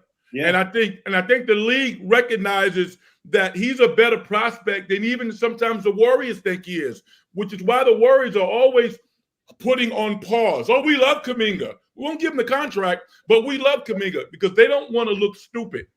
You know, there's a few teams that really like this guy. So I don't think he's going to get traded, but I can see them trading him for a solid player and a top 5 pick. Because right now, if you put him in this year's draft right now, he's still a top 5 player. So easily. Keep your eye on that. And don't forget, Mike Dunleavy Jr. said this in the offseason. He likes the idea of this team being organic, right? Continuing the trend of growing players they draft as opposed to trying to patchwork things with free agency. Not to mention, the team offered him $30 million a year. He wanted 35. So the money was there. Okay. Kuminga is just, he thinks he deserves 35. More power to you, kid. Good luck. But the Warriors offered him $30 million a year. They would not do that if he wasn't part of their long-term plans. I don't think he's going anywhere. And if the team plays like this, you're not going to see a deal. What's the point? Right. I mean, if they're playing like this, they just beat the champs. Why would you make a deal? I think he's fine. Well, I mean, you don't make a deal when you're rolling. No, I think a deal, you have to look at 2 seasons, though. You have to look at the regular season and the playoffs in the NBA. In the NBA, you're going to need a guy like a Giannis that can bang and get his shot and get downhill and help Steph, because in the playoffs, it's just a different type of game. And I don't think this team is geared. I think it's geared to make a good run, top, I said 3, 4, or 5 seed, but and win 50 games, maybe even a little bit more if they stay. But when they get to the playoffs, I don't think this team is built to beat some of the teams that are more post-driven, and that, so that's why I think they need a Giannis I don't want Jimmy Butler. I don't think he fits this team at all. I think the one guy that would make the difference for the Warriors being a championship contender is Giannis. And Giannis has a no trade clause. Basically, in the NBA, like Kevin Durant, you get to pick where you want to get traded to. And if Giannis wants to play with Steph, then he's going to play with Steph.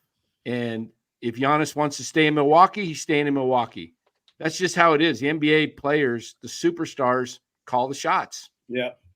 Yeah. So he can force his way to the Warriors at some point, and maybe the Warriors are banking on that. Let's take a look at the scores before we jet. Suns over the Heat, 115, 112, 32 for said Mr. Durant. They're 32 and 8 for Durant, 28 for Tyler Hero. But Phoenix 7 and 1 out of the shoot. Miami's 3 and 4. Nuggets get a win, 124, 122 in Denver over OKC. How about that? Jalen Williams, the former Santa Clara star, 29 points, 10 rebounds, 9 assists, 1 assist shy of the triple-double for Jalen Williams. Jokic, how about these stats for Jokic? 23, 20, and 16 dimes. It's ridiculous. Yeah. And that's why Denver. That's why you can't count Denver out. I agree.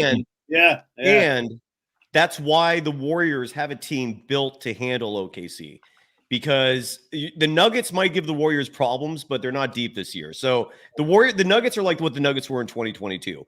It's Jokic surrounded by scrubs, unless Jamal Murray's healthy, but he doesn't look that way. OKC they still have that chink, man. I know they got Isaiah Hartenstein, but the Warriors, I think, can beat them, man. That Sunday game is going to be very interesting when they play each other. You know what? You know who's playing well for Denver right now is Westbrook. He had 29. He started this game for Denver, and Denver winds up winning to go to 5-3. Mavericks over the Bulls, 119 to 90. Larry, real fast before you move on. You know what that means? That result? Fluke. It means the Warriors are tied with Phoenix and OKC for the best record in the West. Wow. That's awesome. Can they hold on? Mavericks over the Bulls, 119 to 99. Future Warrior Nikola Vucevic with 14 and 10. I could see him here. Luka Doncic, 27, 7 boards, 13 dimes. Ooh. Mavericks get the win. How did Clay do? Let's see. Do you have Clay in that game for the Mavericks went 5 of 10 from the field, 3 of 7 from 3. He had 13 points, 6 rebounds, 1 assist, no blocks, 1 turnover, plus 27. Nice. Hey, speaking of Clay, I'm hearing next Tuesday night it's going to be the video tribute of all video tributes that the Warriors are putting together. I believe it. By the way, a couple people in the chat, I just have to call them out because they're saying that I'm saying nonsense in regards to Kuminga playing the point. This team has not had, when Stephen Curry was injured, Jonathan Kuminga was handling the point for a lot of possessions. I'm sorry if that you don't like hearing that, but that's the truth, man. So shut the F up for saying that's nonsense. It's a fact. Continue on. Sorry. Si's got chat ears instead of rabbit ears. Don't make up shit, man. Like don't call me out for nonsense. You know, that's ridiculous. Don't get chat ears. Don't get chat ears. All right. These are my chat people. I'm calling them out. Yeah. All right. I know, audience. But easy. Cavs, Pelicans, we're all one. Big love fest here. Brothers and sisters, they're going to be cool. Come on, man. Exactly. Yeah. We got Paulie in the house. I've got family in the house. So, let's keep it peaceful. Yeah. Let's keep it peaceful. I mean, we're somebody may twist one up before this show's over. That would be me. Cavs over the Pelicans, 131, 122, 29 for Donovan Mitchell. Ooh. Cavs are 9-0, 5-0 on the road. Ooh, Cleveland Cavaliers. They have some of my favorite players on this team. I love Evan Mobley. He had 15 and 9. I love Jared Allen. He had 16 and 14. Donovan Mitchell's one of my favorite scorers. He had 29. Winston Garland's kid, the former Warrior, his kid Darius, 14 points, 9 assists. This is a good team. Ty Jerome. Jerome with 11 off the pine. Wait, so is Ty Jerome really just an Atkinson guy this entire time? Were we blaming Kerr? Well, And he was really an no, Atkinson guy? Cleveland signed him last year before Atkinson got there, and Ty Jerome did not play at all last year. So the fact that, great, keep him, Cleveland. He's all yours. I'm happy he's not here. But it is crazy they're playing them Friday. That's another huge game. What do you guys think about that? I mean, that's insane. They're playing Cleveland next. They just played Boston. Well, Cleveland's got a lot of size. I mean, you got Mobley and Allen. So you got almost like twin towers. Okoro's a great athlete. He's not a shooter, but he's a great athlete, and he's improved as a shooter. And then they got a killer backcourt, and they've got some scorers off the bench. I mean, Karis LeVert can score. Mm-hmm. So yeah, they're pretty good. They're pretty good. Cleveland's good. Who's Winston? I'm sorry for the naivety. I have no idea who Winston Garland is. I did not know he was a former Warriors player, let alone Darius Garland. He played. What's the story there? Like, what years was he? 88 to 91, 88 to 91, around there. Yeah, late 80s, early 90s. He was a starting point guard for the Warriors. He was good too. 88 to 91, around there. I thought Sleepy Floyd was a starting point guard, and then Tim Hardaway became a point guard. He's kind of after. He's probably after Sleepy. So Sleepy was more like 82. Okay, 83.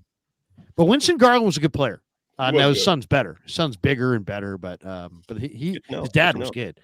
Okay, a couple more scores before we get out of here. But yeah, Cavs, unbelievable. They're off to a 9-0 start, playing incredible basketball.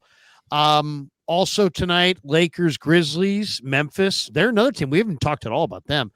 Grizzlies get off the, they're 5-4. They've gotten off to a bad start, but they smoked the Lakers 131-114. The King had 39-7-7 or 39-7-6, I should say. Larry, you're the king. Who are you talking about? The king. You're the king, brother. Thank you. You're the king. Very sports media. Jaren Jackson. I'm a big Jaren Jackson fan. He had 20. Another guy who I'm a huge fan of, and I said the Warriors ought to get him in the offseason. Santi Aldama. Yeah. Dude, Santi Aldama had 11 points, 12 rebounds tonight. He's a really underrated player. Zach Edey is one of the favorites to be the rookie of the year. Correct. Ja Morant had a ridiculous highlight in this game, by the way. Just this crazy flip shot. So yeah, no, I'm Memphis. We haven't even talked about Memphis. They're another team that is not off to a hot start, but they could get it going. They're frustrating with how good they are at personnel. Like, even how are they getting, like, Scottie Pippen Jr. is all of a sudden a player on Memphis. Seriously, and they're 5-4. I mean, it's not I wouldn't call that a bad start.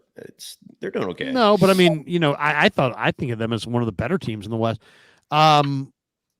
Spurs lost to the Rockets in Houston, 127-100. Did you see that clip? Did you guys see that clip, by the way, of Sohan farting during the starting lineup introductions? Jeremy Sohan he dropped a massive bomb. No correlation with Greg Popovich out indefinitely with whatever's going on. I hope he's okay.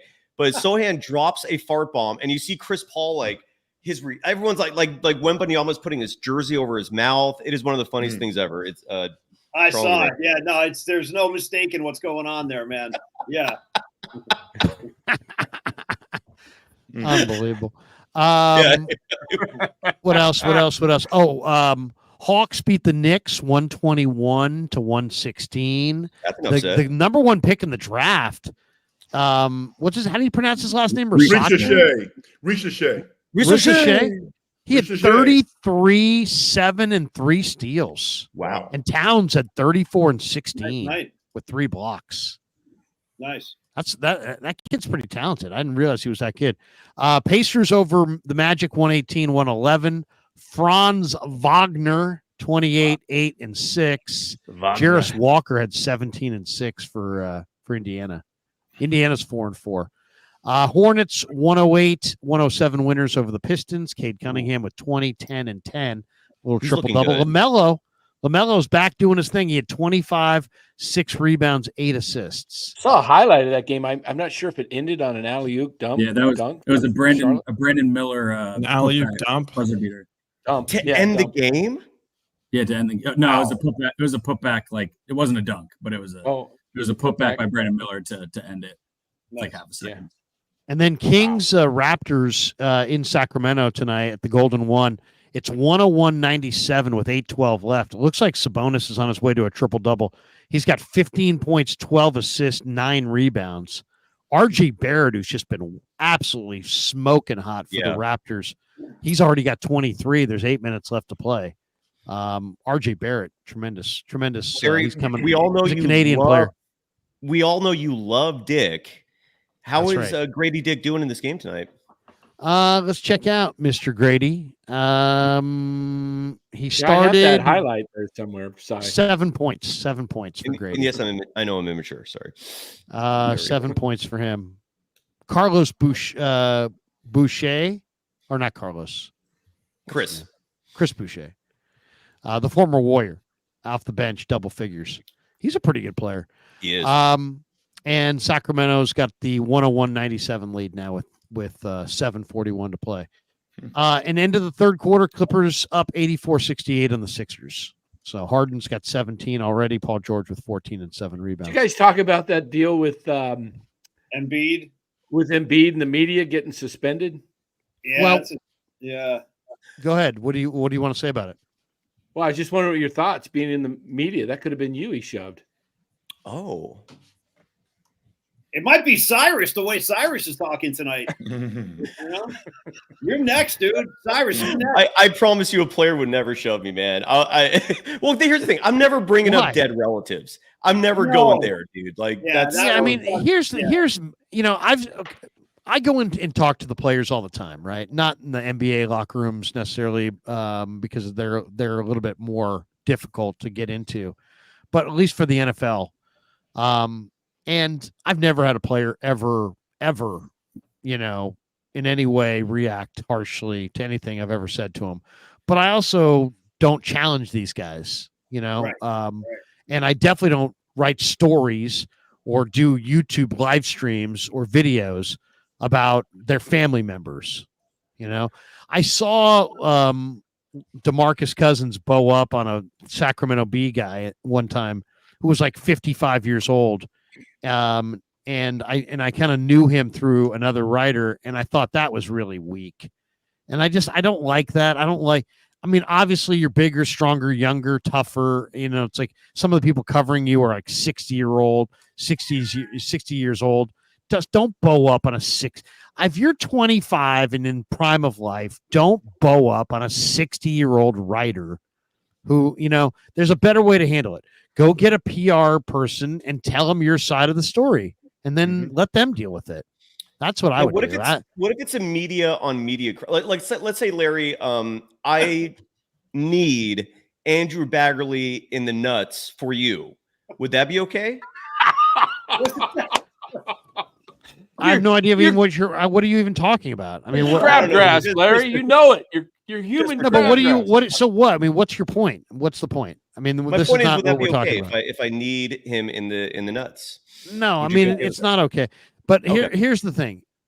You can't cross the line. Okay? You can't cross that line. You can't put your hands on somebody. Now, there's also lines I think you shouldn't cross as a media person.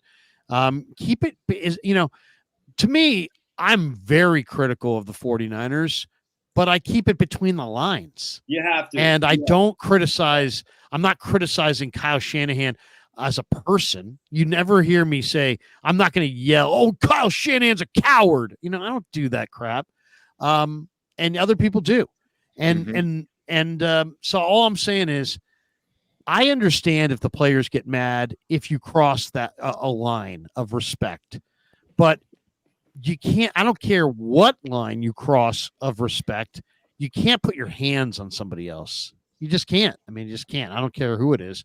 And so so anybody who puts their hands on anybody is going to be suspended. Let me ask you this, Larry, because you were talking about media and stuff with players.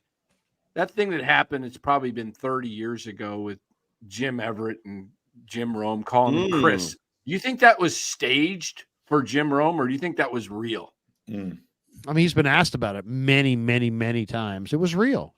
He had been talking about Everett. Everett called him out, said you wouldn't do that.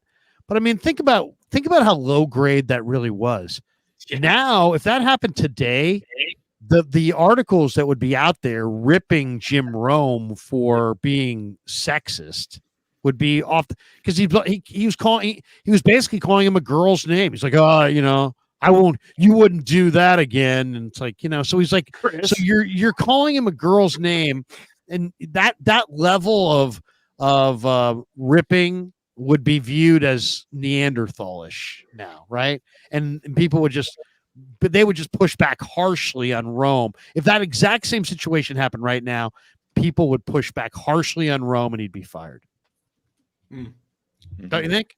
I mean, I know it was a different time, but I think that's the way it would be handled now. Because it would be like, hey, this media person is trying to insult the athlete by goading him into a fight on air.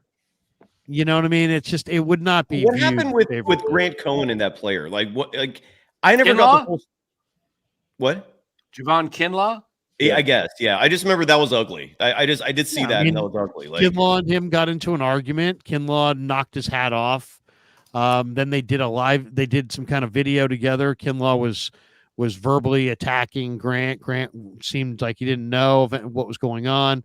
Lynch got them both together and brokered some form of peace. Okay. And the Niners moved on. I don't think that Kinlaw ever really moved on because Kinlaw never again wanted to talk to Grant ever again after that. But they moved on as far as, they peacefully coexisted in the same room.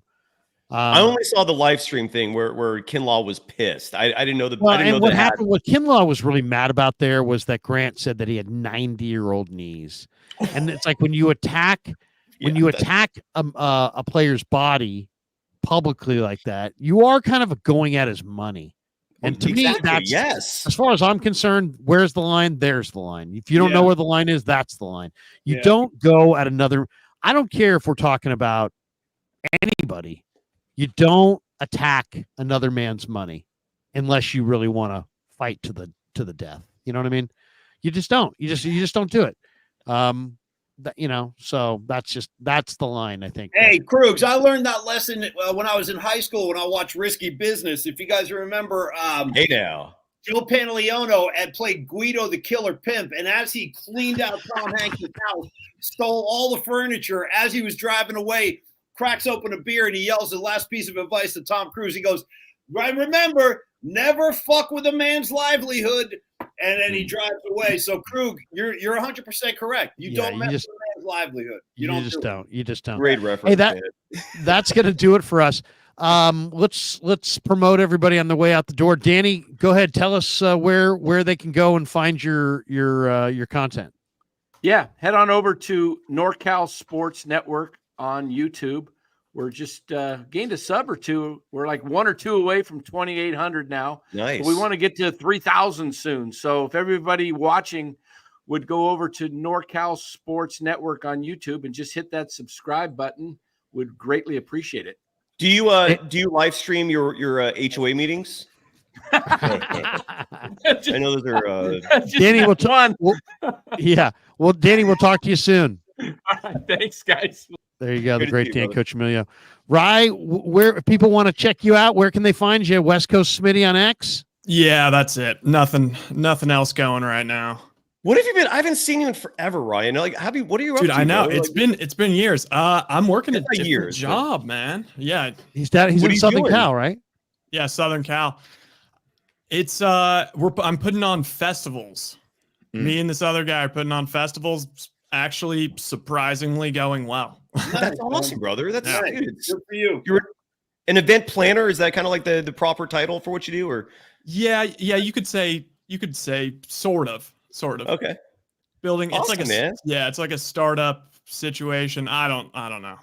Well, it's good to see you, dude. It's been a long time, man. Rye, good to see you, bro. We'll talk to you soon. All right, later. There you go. The great Rye. Joe, we'll let you go as well. It's 12 minutes after midnight East Coast, so we appreciate you coming up. You're there right now. You're all the way out. I didn't know that. Yeah, all right. He's out in the east. I'm in South Boston right now. It is late, and I didn't get too much sleep last night. I kept following what was going on. Did you enjoy the Dodgers beating the? Did you and Dad enjoy Dodgers beating the Yankees in the World Series? Loved it. Anytime the Yankees can lose, and especially the way they did it, was beautiful. I mean, Aaron Judge center field just muffing it, and then not covering first base. Rizzo not going to. I mean, that mishap. Next thing you know, it's 5-5.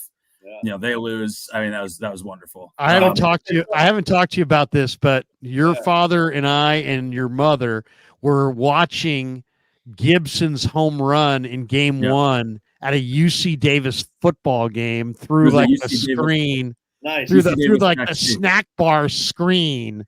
We were watching game 1 of the World Series. And then, of course, game 1 of the World Series for this series was literally a reenactment almost. Yeah, no, my dad's told me the same story, and he's always, the way he tells it every time, he's always like, and I don't know why the hell we were at a UC Davis seriously during game 1 of the World Series, but yeah, the answer is love. Hey, buddy, good to see you, man. We'll see you soon. Good to see you. Nice meeting you, Joe. Take care, bro. The great Joe Harrell. And then we were down to 4. Paulie, real quick. I've been wanting to ask Frank this. I haven't seen Frank in a while. Yeah, go Frank, ahead. And Frank, you're a total basketball junkie, which is why I want to ask you this, because I respect your opinion tremendously. It's been weird to me, and I'd love your take on this, that Gary Payton II's minutes have been matching Steph's. Like, he shadows Stephen Curry since Steph came back from the injury. I know Steve Kerr mentioned publicly like a month or so ago that he likes the combination of those two in the court, which is, I've never heard him say that before, and it was just weird to me. And I was wondering if it stuck out to you, and if you had any observations that you wanted to share on that or not. I don't know. I hadn't noticed it, but it makes sense though, because that means that Steph doesn't have to play the primary defender on the other team, and he can relax. Because, I mean, listen, Gary Payton is speaking very loudly to not only Warriors, to other NBA teams, that I ain't done. Think about this. Last June, we all thought this guy was riding on his last contract, but he's trying to get at least a 2-year deal for similar money that he's making now, and he's a valuable player. So I think this is how a great player should age. The way that Stephen Curry is playing this year, he hasn't played over 30 minutes yet, and there's real data out there to say that past 33, 34 minutes, he's not his effectiveness drops quite a bit. So Gary Payton helps Steph play longer and better. Buddy Hield, all of these guys are really helping Stephen Curry play this year. And it starts with Steve Kerr and the staff's mind, because they're coaching very smartly early in the season. Yes. Agreed. The other thing that they did, I think it was really valuable, is they took this group to Hawaii. And I just think that, I know that sounds weird, but I think they bonded in Hawaii. I mean, Hawaii's a great place to bond. You're seriously. You're tropical and you're doing this. Your families are there, and it's a great place to kind of, they just seemed really chill, and that seemed like. I mean, if you looked at some of the media they did on the islands, it was so chill, it was so laid back. It was like. It was like these guys were going on a true Hawaiian vacation. It wasn't like they were at training camp.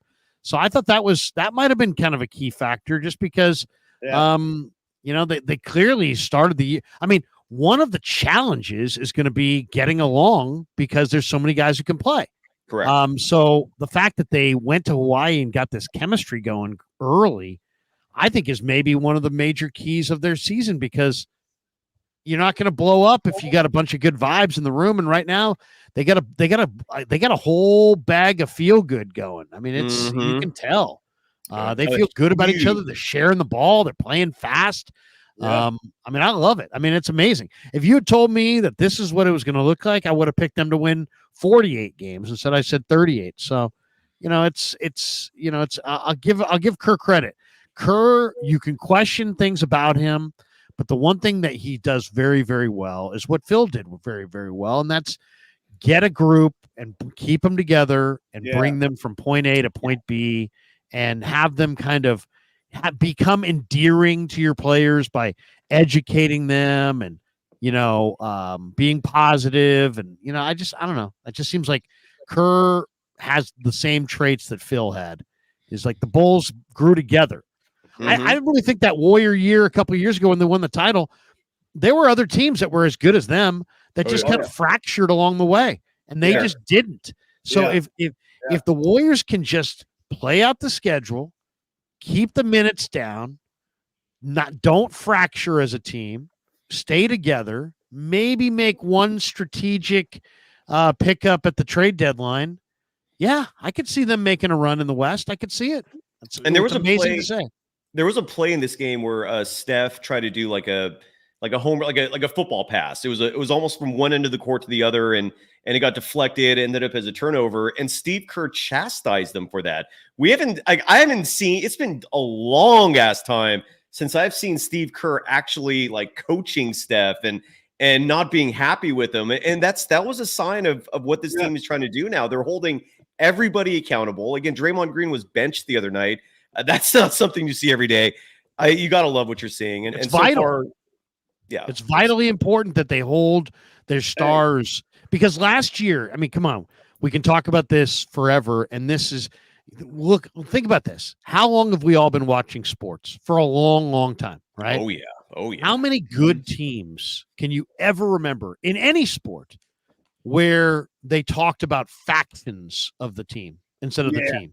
Yeah, right. Last year, you would hear Draymond, well, the rookies and the old guys and the rookies and the young guys and the old guys. And Draymond's like, well, I don't know if the old guys are really playing that bad. It's, they literally allowed themselves to be a fragmented group of 12 or 15. I mean, you can't have factions in a team of roster size of 15. I mean, that's just deadly. And that's what happened. And this year, they're all together. There's not like the young guys, the old guys. It's this guy, it's that guy, it's the bench, it's the starters. It's they're all one. So I think it makes all the difference in the world. I do too. And I would say, you guys, closing final statement on my end would be the only thing I think comparable to the Warriors' chemistry this year is the chemistry we established tonight right here on the Krug Show. we had 7 guys all shooting off riffs, dude. It went great. And all kidding aside, though, Larry, dude, thank you again. It's always great hanging with Krugs. Cyrus, I love you, and Frank will. I love you, brother. Frank, I want to come when I get my show launched. And by the way, in the meantime, you can hit me at Paulie's Pod on X. And we'll launch the show in January on Twitter. It'll be called Polymax Particles. But Frank, I want to have like a hip hop on Twitter or on YouTube. Or you're not going to be on YouTube? It's on YouTube. Yeah, it'll be on YouTube. No, you meant on YouTube. But Frank, I'm circling back to you, man. In the new year, as long as we can talk a little Chuck D, I'll be happy. Well, Chuck's my guy. Chuck's my guy too. I love Chuck. Yeah. Chuck's like 5 minutes from my hometown in New York, and actually, Terminator X, Norm, his name is Norman, is best friends with one of my college teammates. So he would come up to Fordham all the time, and I would check him out as well. So, I'm a hip hop artist also. So, I'd love to talk to you about that, man. All right.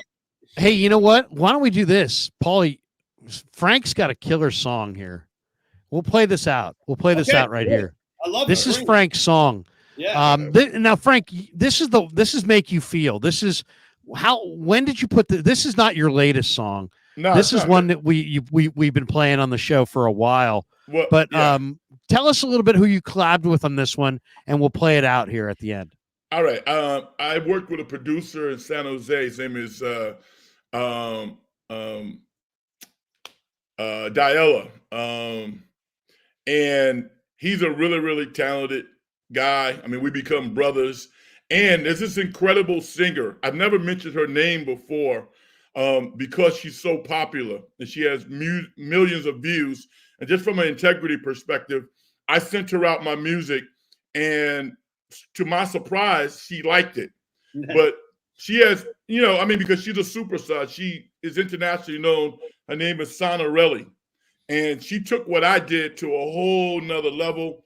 But it's a song I'm very proud of. It's a song of like inspiration and kind of a coming of age story, kind of looking at life and seeing that, your biggest attribute is your opportunity to serve others. And that's the essence of the song. So, a lot of people think it's inspiring. I put it out a couple of years ago. I got some other stuff on YouTube. I'm actually getting ready to release another song called My First Coach. And it's about my first coach. So check it out. Larry, I appreciate you, brother. Man, this is incredible. I mean, everybody, you're everybody's inspiration, dude. You really are. And you guys, Paulie, it's incredible to watch. Paulie, Frank, Thank you. let me know what Thank you you, think Frank. about this. This is what I think. And I came to this conclusion with Larry 2 nights ago. Larry is the king of Bay Area sports media. Your thoughts? Yeah, I mean, nobody has done more of our generation. Seriously, no one has done more. And again, this social media space, basically what you've done is worked your tail off and put it and made a lot of people get in their feelings, apparently, because your ascension has been incredible. Side, I mean, you kind of are self-deprecating a little bit also sometimes, but you've kicked ass, dude.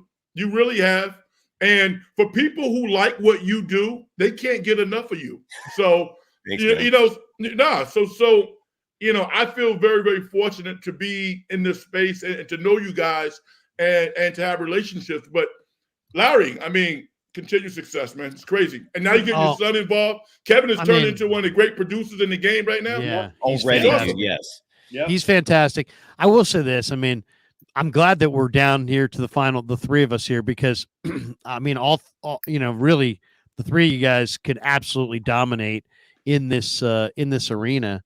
Cy's already gotten, first of all, Cy, I don't know if you know this, there's 228 people watching through the Golden Days channel tonight. There's only about 160 watching through the Krug show. So a lot of the people that are watching tonight are watching through Cy's channel. He's established a lot of momentum and a lot of momentum for the post-game Warriors by doing a lot in the Warrior window. Yeah. So we'll continue to do a lot of stuff. But Cy's, got a great thing going, and I was really happy to see him leave Locked On and start his own thing. And I think it's obviously the best for him. And Frank, I've been trying to encourage you to bring the dungeon to YouTube, because it was awesome on 1140 and I enjoyed it so many times. And Paulie, I've told Paulie many times, Paulie's a star and can do and is perfect for this medium of YouTube, because it's radio is very two-dimensional and it worked, but I mean, this is three-dimensional. This is view, you can put up your own camera and your own stuff and there's all kinds of tricks of the trade to use video and different things to produce your own show, and it can be incredibly creative. And I know how creative you are, Paulie. So I just think that all three of you guys, it takes a while, 2, 3, 4, 5 years to really get it going. It takes a lot of work. None of these things do themselves, but True. I'm very confident in saying that if the three of you guys continue down this road, that great things are going to happen for all three of you guys, because you're all hugely talented, and this is the perfect medium for really good radio people that also kind of can entertain, let's just say, more than just I anger people every day. It's like, can you entertain people? Can you make people laugh or whatever? This medium gives you so many options. So I know I'm really was very, Grant Cohn did help me. I know a lot of people hate Grant, but Grant did help me, and I'm appreciative of Grant. And I just told myself, hey, you know what? I'm going to pay it back. And so you are people that I think are really talented. I don't want to pay it back with people that I don't think are very talented, but people like the three of you are enormously talented, and you guys are going to have your own platform, and it's going to be lucrative. So I just want to be, I don't want anything for it. I just want to be part of the force that launches it. And I would, a great payback would be, we're sitting on a beach or in a bar somewhere in 10 years, and you're like, hey man, I'm making more money than I've ever made. I'm doing what I love to do. I'm living where I want to live. And you had a hand in motivating me. That would be gratification, all the gratification I need. So, well, thank you, Krug. You've been great, man. You've been incredibly hospitable, and dude, I appreciate it. I know these guys do too. So thanks for all you've done. And we got a lot ahead of us, all four of us. So we'll all be talking. Yeah, this is just the beginning, dude. That's the crazy part. You're absolutely right, Paulie. This is just the beginning. Paulie, what's the is that a real background, by the way? Is that it's a Grateful Dead? Yeah. What do you want to see? You want to see my Niner helmet? Is this what you want to see? Well, no, that looks real, but the thing behind it, the tie-dye thing, is that real, or is that like a virtual background? No, that thing, like, that's real. Oh, shit. That's awesome, dude. All right. I like it, man. By the way, one last thing. This is for you, Larry, before I go. I think you'll appreciate this, man. Being like a Giants fan of the 1970s, Kruger, tell me if you can see that.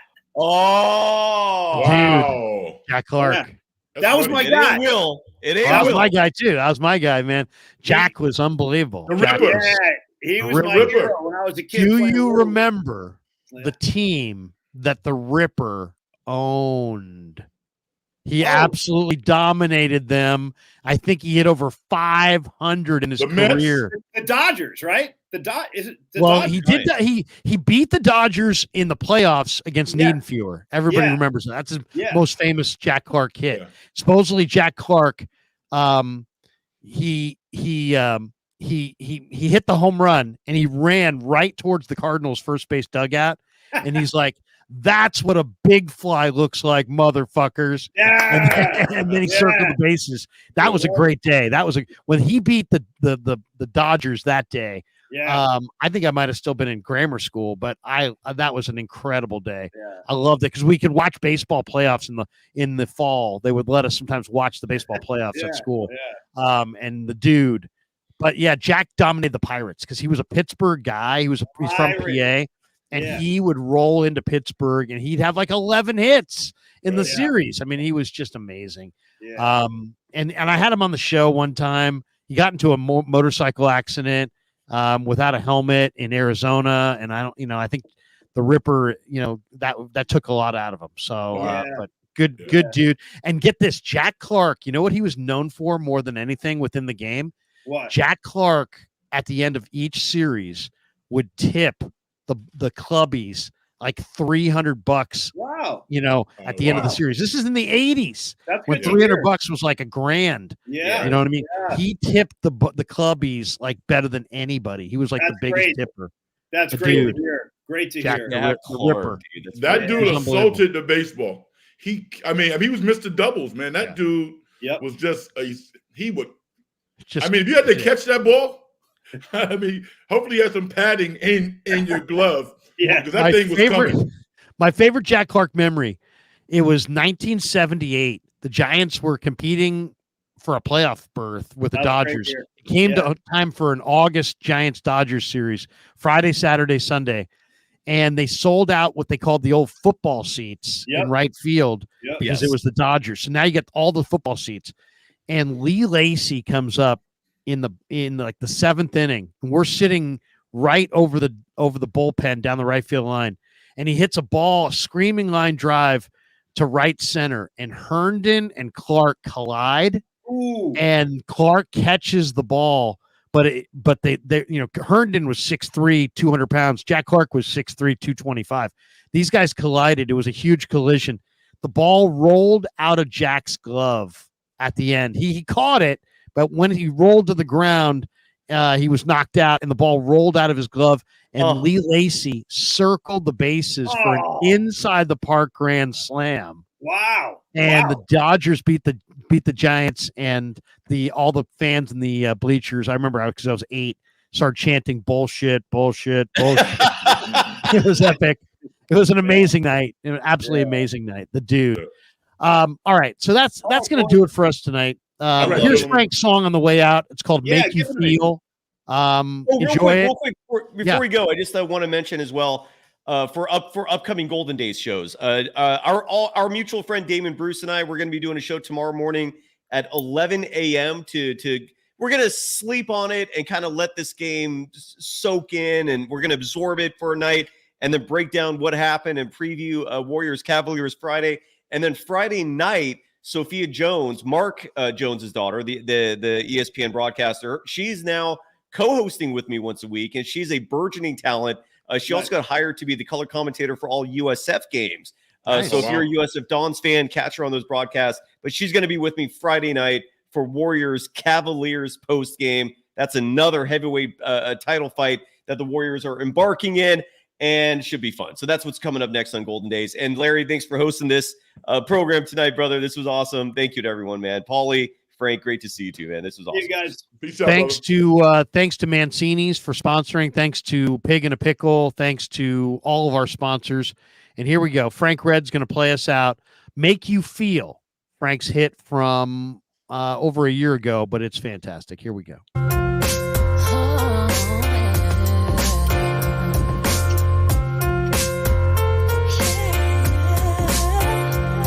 You miss your shot at life, you think there's nothing else for you to do. This ain't a tragedy, son, I know I've seen a few. You're not responsible for somebody else's thrill. Your integrity's intact and you're still trying to climb the hill. I was a lonely man, I never thought it would come true. But sometimes in life, all you have are your dreams and you. That's when you realize that life ain't standing still. And all you can do is bow your head and accept God's will. But it's funny how it makes you feel. I said it's funny how it makes you feel. Thank you. I said it's funny how it makes you feel. Yeah.